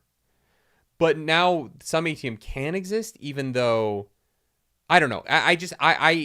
I thought the harmonium stuff from the beginning of this book was really interesting, and I thought that it kind of closed the door on atium existing. And then Marsh comes in and is like, no, everything you learned is actually incorrect. I was definitely confused by that, yeah. And so that's just where I'm at with it, is like, oh, okay, sure? Yeah. I don't know. Yeah, that is what it is. Yeah. Maybe we will get a better answer on that further in. I doubt we're going to get it in this book, because... Well, we're still with Marsh for a bit, so I don't know. Yeah. Maybe. So yeah, Marsh tells them he's here in Bilming trying to find people who are trying to split harmonium into atium and lerasium. Yeah. And they need to go find Tobal Copper. Yeah. That's basically all he has that is of value in terms of information. He's like, I don't really know what the set's doing. But he does get them out of jail. It does get them out of jail. Yeah, he does walk them out. And we do find out for sure that the Ghostbloods are Kelsier's people. Thydakar is Kelsier. Yeah, they Why he's going by Thydakar? Well, don't know. Actually, do we know that Thydakar is the head of the Ghostbloods? Yes. Because I just thought Thydakar was just like above Mraize. So I thought maybe there was someone above Thydakar. Thydakar is the head of the Ghostbloods, and no, the Babsk is above Mraize, and Thydakar is above the Babsk. right? Maire's has Babs. Oh, okay. Thydakar only appears as an avatar because Kelsier's dead. He's a shade. Right. Right? So he can't appear as a real person because he's not. He can't. That's why Thydakar only appears as shades. Gotcha. So Thydakar is Kelsier. Why he's not just going by Kelsier, I don't know. Well, because like you said, people know that name. Why does that matter, though? Because he doesn't want people to know it's the survivor? On Roshar? Well, no, but the Ghostbloods didn't start on Roshar. They started here. I guess it just seems like it would... the name Kelsier has a lot of value. Why would you want to start over with like a... Well, you probably don't want to lean on that influence. You want to have... You want it to be its own separate thing. Because as soon as you start fucking around with the legacy of the survivor, that fucks people up, man. Thydakar is referenced to as the Lord of Scars in Rhythm of War. Oh, jeez. Okay. I mean, that makes sense. Kelsier's got his scars. We should have picked up on that. Yeah. I just, like... Thydakar, I get it. It's a cool name. But, like, I don't know. As a nickname... It's a little try-hardy to me. Yeah. I do like that the three diamonds is a reference to Mare's flower. Yeah. That reveal is so sweet. Yeah, I know. And the way that Marsh describes them is like three legs of a tripod that are kind of like like opposing but also working together to hold up the world. Yeah. In a really fascinating way. Yeah. And so they head out into the world. Also, ghosts are apparently real, which is wild. Cognitive shadows aren't ghosts, but there are also ghosts. Sure. Yeah. According to Marsh. Wayne is very shaken by this. Yeah, Wayne is like, I don't want to hear you complaining about me stealing when ghosts exist. And I'm like, those aren't related things at all. Yeah. Wayne, what? Fucker. Anyway, chapter 29, they head out and Blantash is like, I want to send someone with you to help. And Marcy turns around and it's Moonlight, who apparently is maintaining covers in 2 different cities at the same time. 2 different cities? Oh, no, she wasn't undercover as a constable. She took knocked the constable out. Yeah, spot. Yeah. I hear. Yeah. Interesting. Yeah. I do love that Wayne is so suspicious. He's like, she tries too hard to be uppity. Yeah. Yeah, there's something's funky over here. He's right. And yeah, she's basically like talking to Marcy and being like, hey, look, we have dental. We don't have health insurance in the United States of America, but everywhere we do have travel insurance. Yeah. So as long as you can get home, we can take care of you in your home country. And Jesus. Yeah, they head off to try and find Tobal Copper, and they say that he had theories that the world was ending and everyone was going to become turtles. Yeah. It's turtles all the way down. So they go to his house. And he's not there. Yeah. Yeah, gone. So they go in and they start to root through the place. Wayne describes Marcy and Wax and how they work together in a way that feels very meta and like, I don't know. Fair enough. That didn't really stand out to me, but Wayne, what stood out to me specifically is when he describes himself as the comic relief. And I was like, I know I'm reading a book. I don't need the characters to talk like I'm reading a book. You know what I mean? Well, but I've never met a person in my whole life who's like, I'm the comic relief. No, here's the thing. You have to understand that these people are like, they have stories told about them. It's like Alamancor Jack, right? Like there are stories about Wax and Wayne. They are storybook characters in a weird way. I get that. I do understand that as like that's just why it didn't bother me. I was like, oh yeah, he's talking about himself because he knows that people know who they are. I think in a like comedic short story, I would like that. Mm. I think that in this book, I think that Brandon Sanderson sometimes nods at the fact that he's writing a book a little bit too much. I find that with the Hoyd stuff. Yeah. And I did find it here where it felt a little bit too on the nose to me. All right. I understand it because I've read these books. Like, I'm on book 4. I know who these characters are. I also don't, like, Wayne hasn't been this character until this book. And now, all of a sudden, it feels like he is... What character? This guy who, like, is obsessed with the story his mom told him as a kid, and that he looks at the world through, like, storybook language. That's not how I would have thought of Wayne until now, and it feels like this book is doing that a lot in a way that and with the art stuff with Midnight earlier or Moonlight. I don't know. It just felt a little bit meta contextual to me in a way that stood out in this chapter. Yeah. Okay. And then he puts on a hat and figures out, because he puts on a hat, he figures out that they need to go to a broadsheet office because this guy would want his story told and would naturally go to the least reputable place in town. Well, that might not be where he went first, but it's probably the only one willing to listen. Yeah. Yeah. So that's what they do. James Ross says, would it be lampshading a bit? I think so. I find it to be a little bit lampshading. Other people aren't going to, and that's fine. It's totally a subjective experience of it. I find anytime Brandon Sanderson gets a little bit too meta-contextual, it's not subtle enough, or, like, it's in narratives that don't feel like they need it because they have so many bigger pieces going on, for my taste, is all. I don't love when books kind of, or movies, like, I unless it's a comedy, I don't love when more serious things use meta commentary, if that makes sense. In a comedy, I think it's great, right? Like in the Naked Gun, I don't care if you break the fourth wall, but or like Deadpool can break the fourth wall, but Iron Man can't, to me. You should listen to him doing the voice. Anyway, chapter 31, we briefly cut over to Steris. She is getting ready to go talk to some people in the government, and she basically fails. She goes in and is like, hey, I want to be a part of this meeting to talk about what's going on in Bilming. And the governor is like, oh, we should have a private meeting. That's never been done before for an emergency, but thank you, Steris. That's very helpful. You, and you, let's all go have a private meeting. And Steris is like, I should be in that meeting. And the governor's like, oh, cute, but no. Then the admiral is like, we could go have this private meeting on my ship. And the governor's like, great, let's go do that. Shouldn't have a private government meeting on another country's vessel. That's insane. But they do. And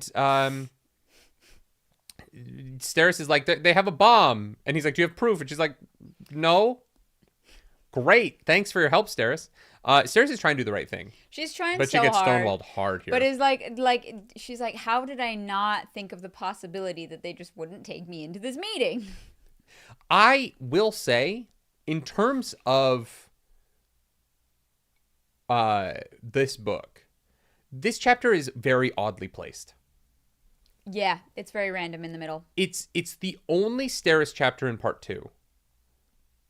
And I just don't understand what, in later Brandon Sanderson books, really since, like, I don't know when, in his earlier work, it really felt like there was so much care and attention put into how these things were structured. Mm-hmm. And maybe it's just because I think Rhythm of War is structured very oddly. But this is just another time where I'm like, why is this chapter here? It breaks up the momentum of everything else. It doesn't really accomplish anything. Mm-hmm. And if you're going to do part 1, part 2, part 3, part 4, why in part 2 have this one chapter that is unrelated that could have just been in part 3 when we're going to have more Steris stuff? Like, putting it here feels so arbitrary. Yeah, or maybe put it, like, as the first thing in part 2. Well, no, because then it has to be after the fight. right? Because it's all about what happened in the fight. Or put it immediately after the fight and have it be the break between the fight and the constabulary scene. Right? Because then at least it like breaks up two ideas. Yeah. But where it's at, it doesn't break up two different ideas in a way that makes sense. Yeah. I just find it very odd. Because I was like, oh, there's going to be another Steris chapter before the end of this part. And then there just wasn't. Yeah. And I was like, okay. Yeah. Why was that there? It's very strange to me. Yeah. It really threw me off. Anyway, it's like a fine chapter. It's just like nothing really. Like she just doesn't get to go to a meeting. Like I don't know. It's weird. Weird choices. Chapter 32, and otherwise in a week where like everything else makes a lot of sense to me and I think is very good, that chapter to me stood out in that because I think part 2 is overall very, very strong. I like it a lot. I like the characterizations. I like Moonlight a lot. I think she's very interesting. I think that she's the Emperor's Soul Woman, which helps because that's one of my favorite things Brandon's ever written. Yeah. And so it in a part where I thought everything was very good, but my questions about how A-Team exists, I'm confused, but who cares? Like, that's not bad. Yeah, we'll get to that. This whole part is very good. And then there's just one chapter that you're like, was this supposed to be here? Well, and then we meet like the editor of like the paper. And I also really liked her as well. I think, no, the paper shit is fantastic. Yeah, I think it rocks. Oh, not to spoil my high, but we're about to get to it. Let's get to it. Right, Chapter let's 32. I thought this scene fucked so hard. Yeah. Partially just for me, the paper person being like, I studied at the best paper, and you're mad at me for telling these extravagant stories. They lie just as much as I do. You just trust them. Yep. And like that to me, I was like, oh yeah, that's the problem. 100%. Like she just hit the nail on the head, right? It's like, well, at least people buy my stuff knowing what they're getting into, right? They know that they know it's embellishment. They know that it's over the top. But with the other papers, it's still embellished and over the top. You just don't realize it. Yeah. So we go. Oh, this is actually an interesting idea. Practically Incarnate says, aside from flashbacks, he always writes events when they happen in time. So this is when it happened in relation to other events. It doesn't always work though. Yeah. Here's the thing. Interesting. I don't care. You know what I mean? Like I don't actually need stories to be written. I'm reading. I've been putting it down a lot. I'm reading What Doesn't Break, the Laudna novel from Critical Role. Oh, okay. And it's good. Like, and I think the writer has written an interesting book. But oh my God, the book is chronologically written, and it shouldn't be. Oh, interesting. It just needs a framing device. Yeah. So badly, and it is interesting, but it is just this is the sequence of these events. But because you know how Laudna starts campaign 3. There's no framing device for the story that's being told. It is just a series of events that are almost unrelated in the beginning. It's the biggest problem with the book is that I've put it down multiple times and I'm struggling to finish it because it needs to. It doesn't have any momentum. Yeah. It's just like this event happened here and it was bad, and then this event happened here and it was bad, and then this event, and so you're just kind of like, I don't know where this is going. I know where the campaign starts, so I guess like we're just getting there. But this book isn't like, it doesn't have any internal thing going on except the next event. Yeah. And I think that framing devices are great. And I don't know. Yeah, I think that putting things chronologically is not always the strongest choice. Yeah. It's the easiest because then you don't have to worry about, but like, I think that like momentum is so important. And I really felt like Brandon Sanderson's books, his earlier stuff played with momentum better than the more recent stuff we read of his. Yeah, I think that's fair. Where momentum is traded for... like, almost like... just information. Accuracy. Yeah. Yeah. Like following a specific timeline. Yeah. Yeah. And I would rather focus on the momentum of it. And like, what is this scene doing here? Yeah. Besides just being well, if you were wondering what Steris is up to right now, I wasn't. really wasn't, you know? Fair. Yeah. But that's my take. I obviously other people are going to feel differently about it. Anyway, they get to the broadsheet office, and Wayne are like, okay, so we're gonna break in, and Mercy's like, no, that's against the rules. Yeah. That is bad. We're gonna try and do this properly first. Excuse me. Yeah, and so apparently Moonlight and Wayne both love Allomancer Jack. Yeah. Which Wax is frustrated with because he's like, I own my IP, and he keeps putting me in his fucking stories. Well, and then they meet the proprietor of the paper, who's also like, wait, you can get me in touch with Allomancer Jack. Mm-hmm. She's like, Dawn Shot? Yeah, sure, yeah. Jack and I, we go back a few paces. Well, yeah, and they play into it to get information about Tobal Copper. Mm-hmm. The Moraga is this woman's name. She's like, oh, is this about the fairies? Yeah, I don't know what that means. Which race is that in the Cosmere? I don't know. Somebody is coming here. Literally, I don't think I've ever heard the word fairy. It's not fairies, though. It's they're like different color skin and hair, right? I think that this is truly... I think that the fairies and the turtles thing has to do with the Cosmere. Sure. I think it does. Never seen a turtle before in the Cosmere. I know, but like if you saw an axehound or like a chull, you'd call it a turtle. If you've never seen a chull before. It's got a shell. You know what I mean? Okay. Sure. Yeah. Right? It's like how they call all birds on Roshar chickens. Mm-hmm. Everything with a shell to Scadrills might be turtles. So that might be the only thing with a shell in Scadrill. I guess, yeah. So oh my God. Oh, I'm so stupid. Of course it's Chulls. It's someone from Roshar said turtle because it was the local translation of Chull. They're going to end the world and turn us into Chulls. They're going to turn us into slaves. Into labor. That's what it is. Okay, yeah. That makes sense.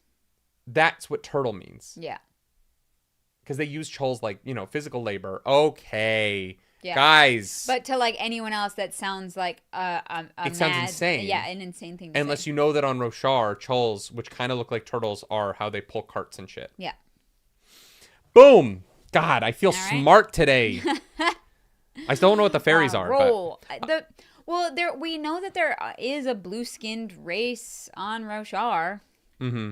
That's about the closest thing I could maybe think of. The Nattons? Yeah, because I don't think the Sleepless are... well, to be honest, I don't really know their motivations at all. So I'm just going to... I could see Sleepless being on the side of autonomy. You never know with them, right? Some of them are on the side of odium, so... Yeah, I don't know. The Iriali have golden hair. Yeah. Yeah, I don't know. I mean, I consider gold hair to be more of like an elf feature and like blue skin to be like a fairy thing. But that's what we think are fairies, right? Exactly. So that doesn't actually mean that much. Anyway, they go to the basement and they find all of Tobal Copper's stuff inscribed in metal. I think it's metal doesn't lie. I think it's earlier on or it's now. I can't remember where, but they talk about it. Might have been with Marsh. We didn't talk about it. It goes back to my confusion with Sazed being worried about how far behind technologically this planet is compared to the Cosmere, right? Because it is established in this section that or was this last week when we already talked about it? I hope it wasn't. That the Scadrill gets gunpowder earlier than other... Yeah, that was last week. That was last week? Never mind. Yeah. I take it back. That thought just popped in my head. Yeah. Anyway, so they have this conversation that I just found riveting, where Wax is basically calling Moraga a liar for what she prints in her paper. Yeah. And she is like, well, my audience understands that it's entertainment. Yeah. It's sort of like the argument that people made about Tucker Carlson. Because there was a point where Tucker Carlson was sued and they went to court and Tucker Carlson's attorneys argued that Tucker Carlson's audience was too smart to think that he was a newsman, and they had to know that what he was doing was entertainment. Which is, they basically, the argument was that Fox News wasn't a news channel when Tucker Carlson was on because he's so ridiculous. And that worked. And people still buy Tucker Carlson, even though he's an entertainer. Like, and he's great at it. Look, credit where credit's due. Tucker Carlson, really good at his job. His job just isn't factual news statements.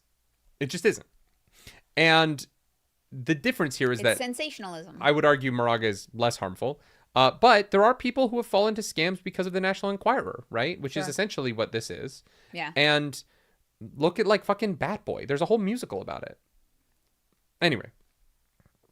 Great musical, by the way. If you ever have a chance to go see Bat Boy, it's banging. Really, really great songs. And yeah. And they start talking about what Tobel Copper had found. Essentially, he was a jet fuel specialist. Yeah, that's wild. He was a chemist, and they are making rockets. I just want to be really clear. Sazed has nothing to worry about with this planet. I love the Rosharans. I love them. They cannot fight rockets. If you have missiles and the other team has bows, you're gonna win. Yeah, it's definitely not in the Rosharans' favor if they go to war, for sure. Sazed is like, what are we gonna do? They don't have radios. And the Scadrills are like, we have nukes. Yeah. We're fine. As long as we, like, aim correctly, I guess. We have nukes, Sazed. Yeah. They also have a letter that literally shows, like, who in Ellendale is corrupt and behind these plans. And a bunch of them are and Wax's like, friends. Wait, I know these people. Yeah. This can't be true. There's simply no way. But there's, so well, I'm sure the authenticity of this letter is going to be investigated. Moonlight also takes rubbings of the metal plates so that they can have those for later. And so they find an Ivanotype that shows Ellendale destroyed, covered in ash. How do you think that exists?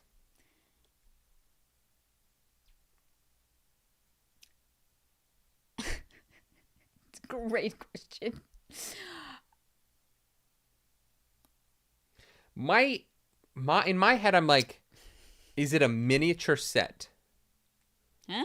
They like built a mini, like an old Star Wars movie. Oh.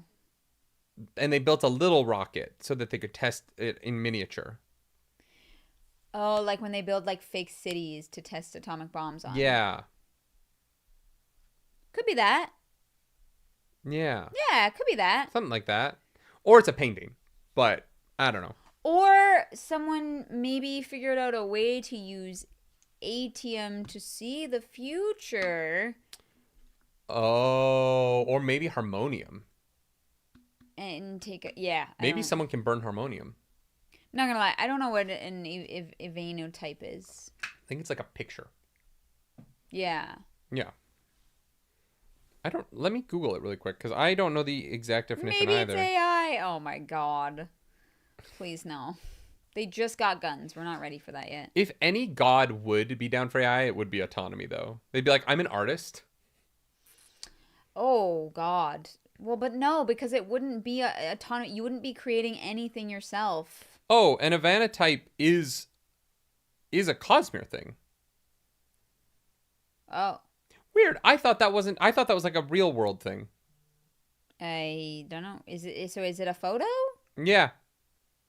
It's a photo created through, I hope this isn't a spoiler, but it says an Ivanotype is a photograph created through an early form of image capture technology invented on Scadrial after the Catasandra. That doesn't feel like a spoiler. No, I think that's fair. Okay, so maybe it is like a miniature model. Yeah. Because it can't be a painting then, right? We can take a picture of a painting. Sure. They painted a picture and then we're like, I'm going to take a picture of this painting. Well, maybe they have the painting in like headquarters, but they want to they want other people to have it. So they take it's like a photocopy of a painting. Sure. It's a print. They went to con and they got a print. Okay. Anyway, they're all like, wow, this is really bad. And then Telson walks in. Yeah, you thought it was bad. It just got worse.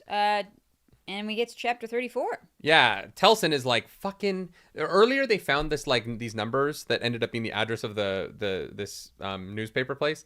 But they had been like, oh, the numbers are kind of like the lockers at the train station. And so Telson walks in and is like, a fucking address.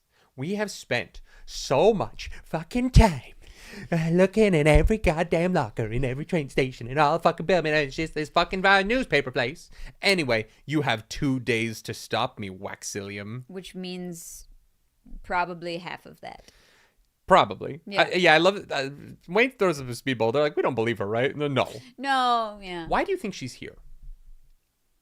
Okay, I don't know. I feel like this is the big question. So I think part of it is that she is trying to impress autonomy. She only gets God's favor if God thinks that she is worthy. And so you don't think the nuke is enough? I think her putting up obstacles in front of herself and making her job more difficult and still overcoming it is impressive. So it's in Halo when you turn on the skulls to make the game harder? Sure. Or heat on Hades or whatever. Heat on Hades, yeah. Like, that's so silly. That was my first thought. Is that she's like, I'm gonna make this as difficult for myself as I can and still come out on top. She needs 5 heat or else it doesn't count. Yeah. Because here's the thing. We know that Wax has a connection to God, to Sazed, right? Yes. And so including Wax in this and Telson overcoming God himself, basically, Ruin and Preservation, or the avatar of Ruin and Preservation, I feel like that in her eyes makes her worthy of being Autonomy's avatar. Sure. Yeah. That was my first impression. Yeah. Or Wax needs to be here and be doing something for her plan to work. Maybe. Which could also be...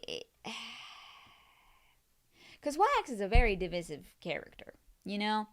What do you mean he's divisive? Well, him being here is probably not a good look for Elendel in terms of the rest of the basin trying to make their own law. Well, not make their own laws, but kind of govern themselves.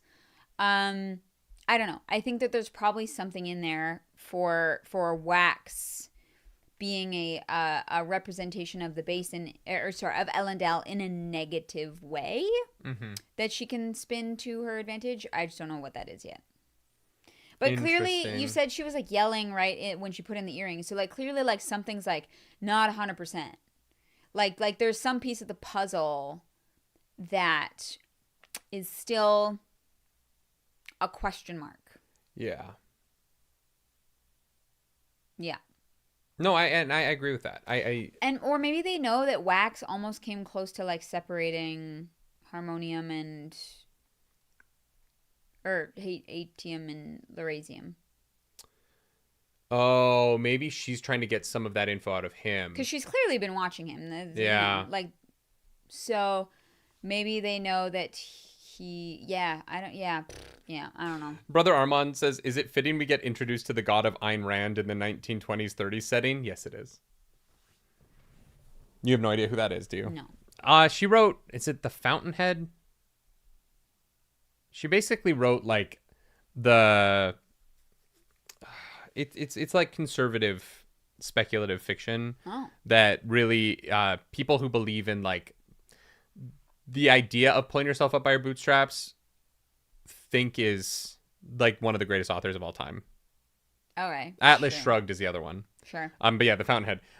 She's like in a very like individualist and you know the ability of the individual to overcome their situation. There's great lessons in some of her ideas, but it's also very flawed in that society doesn't really exist in the way that she views it. She under complicates things to fit the narrative because when you read it, you're like, that's not really how life works. Yeah. Okay. Yeah. And also just like... You're like, that's a nice thought. It Also a complete sociopath? Oh, was she? Good for her. All right. So are some of my favorite people. Vigilante in Peacemaker. Very good show. But yeah, no. Ayn Rand, politically, I don't think I agree very much with anything that she says. But her writing has captivated many minds. All right. So, yeah, I don't know. It's hyper individualistic. Yeah, that's one way to put it. Republicans love her. Typically. Oh, she saw a socio or psychopath of a man as a perfect man. Okay. So yeah, so no compassion, no empathy, no sense of community. Yeah. That's sad. Yeah. All right. So they split up. Wax and Wayne are going to go off with Telson, and Marcy and Moonlight are going to go search the underground caverns. And they have a sweet little moment where Wayne is like, this is weird. I don't like this. Be careful. Yeah. It's been 6 years since you've done anything without me. Yeah. We're like partners. And so going off without you feels wrong. But Marcy kind of wants this because she wants to figure out what's going on with the Ghostbloods. Which is fair. And, Moonlight is like, hey, like you can't tell these people anything. Yeah. Right. And Marcy's like, well, okay, I can hold off for now. But I'm not going to continue to lie to my friends indefinitely. I'm going to share the information that I do get with them at some point. Yeah. Which I think is fair. I think, I think when you're in the middle of a high stakes, dangerous situation like this, throwing in a wrench when you don't even know if it's a wrench is like, it can be really dangerous. Yeah. And so her trying to suss it out a little bit more first makes sense, but there will be a line, right? There will be a line that's crossed, and so sometimes it's really, really hard to see that line. Yeah. Of, well, you should have told us before this happened, and it's like, yes. Hindsight is always 20/20. So we're gonna see how close we get to the line, or how far past this line we get before Marcy shares with them. Yeah. Yeah, we will. Crazy. Yeah, and that's part 2. That is all of part 2. Can you believe that, chat? Crazy. Yeah. We did a whole part, but it didn't feel like that much. No, because not that much happens. There's one fight, and then they kind of find out that the problem is a nuke. Mm-hmm. Which is crazy. Jumping straight to nukes? They don't even have planes. Yeah. Well, they have there are airships. Yeah, but not their culture. Yeah. And like they're not doing like regular missiles. Like they're going straight to like splitting the atom shit. Yeah. Granted, splitting the atom for them is a lot easier than it is for us because it's just electrolysis in one kind of metal. But, sure. Well, nuclear fission is hard. If you say so. Like they're not splitting axi, right?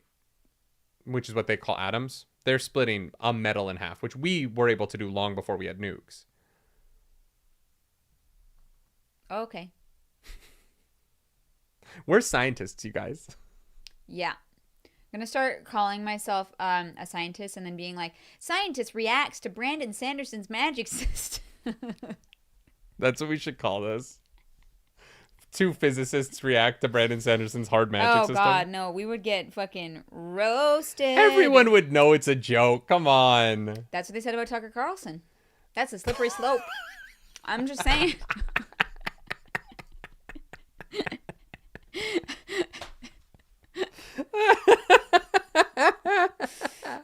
That was good. That was well done. Oh my God, you guys! Just bringing it back as a callback, you know. We have a video coming out. Maybe I might put it up later today. A music video reaction where Cars makes a joke that is so funny in the post chat, so no one's gonna see it. Right, unless you watch the entire post chat. 20% of the people who watch it will see the joke. But Claris made a joke so funny with one word. Yeah. Sometimes it just... I'm excited for the next couple weeks of reactions. Because next week we have... we just watched This Is Spinal Tap for the first time. Oh, so that'll be going up on Wednesday because This Is Spinal Tap 2. It comes out next weekend. So we're doing This Is Spinal Tap because neither of us had ever seen it before. That movie is so funny. Yeah. Like, yeah. I've never seen a Christopher Guest movie at all. We should do Waiting for Guffman. We should. The Spinal Tap is so funny. It's something. There's a scene where I cried laughing so hard that I had to get tissues and clean my face. Yeah. And then we'll have Naked Gun 3 3/4 the week after that. Yes. We haven't watched it yet. But... No, we're probably going to watch that tonight. Yeah. We're pre-watching a bunch of stuff to go up while Clarice is in Germany. Oh, we need to put up the Patreon poll. Yeah, we will. Well, no, we're watching that movie when we get back. Oh, right. Yeah. Yes. No, you're right. Yeah. Big Bottom. Yeah, no, I'm so excited. So excited for the next couple weeks of reactions. We're going to start Severance this weekend. Yeah. So we're going to start having Severance go up. 33.5, not 3 3/4. Sure. 33 1/3. God damn it. Anyway. Yeah, really exciting stuff. This book is good right now. I'm excited to keep reading. Oh, yeah, me too. Yeah. I'm like a little bit enjoying sad The Lost Metal a lot. that it's going to be some time before we get back to it. Sorry, that's... I know. I'm like, what should I cover? Or you don't make more work for yourself because you're already going to have so much I know. I just have so much driving. So listening to an audiobook would be very easy. Oh, that's fair. Like, I could get through an audiobook pretty easy in the next 2 weeks because I'm driving. What if you read, hours. what if you audio or book clubbed, Physics for Dummies? You know what I mean? Like... You just had like a science chat. Percy Jackson. Oh, if I did a Percy Jackson book club, would people want to come to book club for Percy Jackson? I know you wanted to. I could do 2 full books. Yeah. No, Rishi, I'm not going to do Dungeon Crawler Carl without Clarus. We're going to do that together. Yes. We're doing that together. I could do Percy Jackson next. Do you guys want to do like a Percy Jackson chat next Friday? That could be fun. Sure. And then I could do Sea of Monsters on the next Friday. Yeah. I just have so much driving. Yeah, I so get like that. Getting through a Percy Jackson audiobook would not be easy hard. Easy peasy, and then you do a book club. It'd probably be an hour or two, you know. They're not like complicated books, that's all. But you can probably make it 3 hours if you really like. Well, it doesn't need to be 3 hours. It's a solo book club. That's what I'm saying. Instead of be an hour or two, and you just kind of were like staring off into space. All right, next Friday, 11 a.m. I don't know where we will be. We might be in the new house. We might be here. But I will sit down in some kind of chair and we will discuss Percy Jackson, The Lightning Thief, live. Sure. Love that. Yeah. That'll be fun. Yeah. Yeah. I've never talked about it. Did you not ever? No. I read it and then we never discussed it. Oh. But I want to do all 5. So I've only read the first one. So we'll talk about the first one next week and then, or should I do 1 and 2 next week since I've read the first one and then do 3 the next? No. We'll do 1 next week. Yeah. Because I read it. I need to re-listen to it. So. I was going to say, you're going to want to reread that just to be sure. 1 week from today, Percy Jackson Book Club, everyone. Sure. Get fucking ready. Love that. Get fucking ready, chat. It's going to be fun. I'm excited to talk about it. I'm excited for you. Yeah. Yeah, that'll be a good time. Skepcat says it's adorable. You think it'll be shorter without Clarus? I mean, we all saw how Will of the Many went. Uh-huh. Finish Murtag and reread Percy Jackson. Yeah, Jared, get on that. Thank you for a great book club today, y'all. Yeah, thanks, guys. A bit shorter. The reading felt short this week. It did. Honestly, I'm okay to have a shorter book club. There's a billion things that we need to get done. What? Us? No, we're not moving. You're not going to Germany and Switzerland next week? Oh, God, yeah. You leave in like 4 days. Does that stress you out? Yeah. Good. Fuck you. Fuck you too. Yeah, we have a lot to get done. It's exciting though. I love the purple that we're painting our bedroom. Yeah, it's nice. I need to start painting this room. Yep. Fuck. I think they had. I think there's paint downstairs. So I'm literally gonna like start painting that wall so you can still shoot halls. Yeah, I mean you could do both of those. I'm just gonna paint everything that's off camera. No, like you legitimately could. Oh no, I know. Yeah, I mean you could paint that. I might take this down. The curtains. Yeah. Yeah, I might as well. I know you probably. Well, no, whatever. If they're not up for book club and I the might light be at the changes a other little house. bit, you might be. Yeah. Yeah. Guys, the new house is really cool. I actually think I am going to be there Friday, so book club will be. Guys, book club I'll do it in the attic. I'll do it in the creepy ass attic. Oh Percy Jackson book club. Make sure you bring like a carpet or something for sound. Yeah. I'll put up. Yeah, I'll figure that out. Okay. But yeah, book club live from the new house next week. Percy Jackson, just you and me, chat. Love that for you. That's exciting. How am I going to do that? No idea. I'm going to have to run the cable up the stairs. Nope. There is Ethernet in the attic. I know, but I need to figure out how to plug that in. Into the Ethernet port. You literally plug it in. We'll figure that out. Anyway, next week, live from the new house. I will have this figured out by then. Book club. It's going to be fun. If you like, subscribe, do all those things, leave 5-star reviews. This was a fun little book club. It was. Thank you all for being here. Yeah, we appreciate you. What was your favorite part of this week? You mean my high? Yeah, we're doing high and low. Doing high-low. The only segment we do on the show.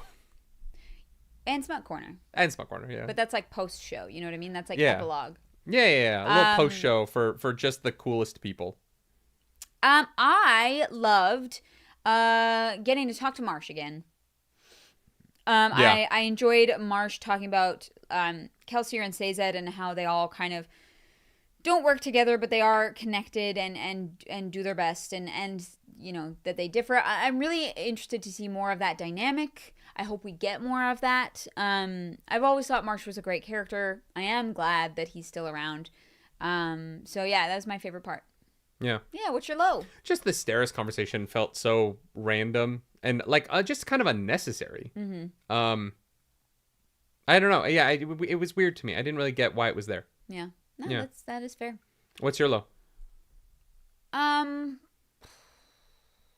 didn't really have like a standout. Yeah. Low. It was a good week of reading. Like a really enjoyable week, right? Yeah. Yeah, I agree. There's also so much space, but we fucked up the camera angle today. Why? There's just like all this space over here, and you're like right on the frame there. Yeah, but like, well, yeah, whatever. Yeah. Who cares?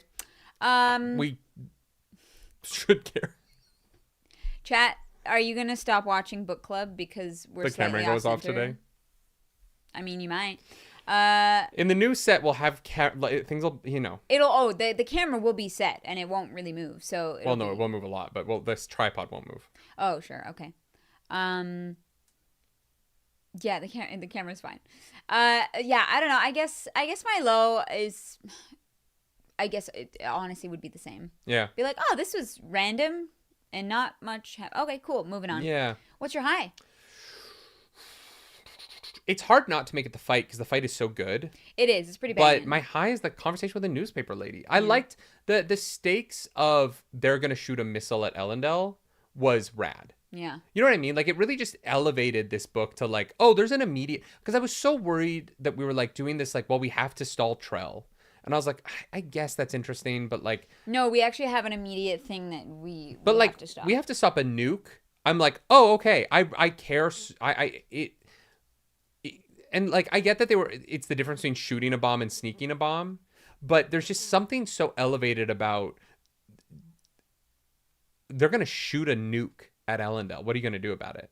That I just found very like lean in, you know what I mean? It got me on the edge of my seat for the book. And I liked that a lot. I thought it was a really interesting choice. And I don't know, I just thought it was cool. And I really liked the idea of, can you even trust the reputable newspapers? Everything about that conversation and like the value of satire and of like lower forms of art. I just thought it was an interesting conversation that didn't have the sort of like meta, like outside of the narrative stuff that the Wayne stuff did. No, it was very internal. Yeah, it felt very natural and like a real conversation between two people who have opposing viewpoints in a way that I agreed with both of them at times. And neither of them is 100% wrong or 100% right. It was just a cool little conversation. I liked it a lot. Yeah. Yeah. Yeah. Yeah, good week of reading. That's book club, y'all. Thanks for being here. Underscore, I'm sorry I brought up that the camera frame was off. I waited till the end so you weren't thinking about it the whole time. I could have like kicked it. Could have just gone like C center. Well, that was all it needed the whole time. Unbelievable. Podcast listeners, isn't this fucking riveting? If you want to follow us on the internet, you can. I'm at nerdynightly. I'm at Claris Polaris. Do something nerdy tonight. Bye, all you prudes who don't want to hear about sex. Yeah, where the fuck would you add sex to this section? The orgy in the Bilming jail. Sure. Yeah. Where they all penetrate Vendel to help him poke his bones back in place. I guess he can make a hole anywhere, so yeah. Just holes everywhere. But there's not that many, like, penises in the jail. I think it's just wax and wane. See, I'm disappointed in you for thinking that sex has to involve a penis. No, you said penetrating. You can penetrate with many things. Yeah, okay. Just Marcy fisting Vendel. You know what? Vendel would fucking love it. If it allowed him to save that skeleton, I think so, yeah, because he really likes that one. The problem is that Marcy is a taken lady. You know? Right, yeah. I feel like Marsh, like, needs a hand job. You know what I mean? It's been a while. It's been a while. Yeah. He's very sad. He's running out of ATM. He's dying. He needs one less handy for the road. A handy for the road. That's your handy for the road, chat. That's your handy for the road. We'll see you next time. Everyone deserves one less handy for the road, you know? Yeah, you know what? You're right. Thank you, Mods. Do something nerdy tonight.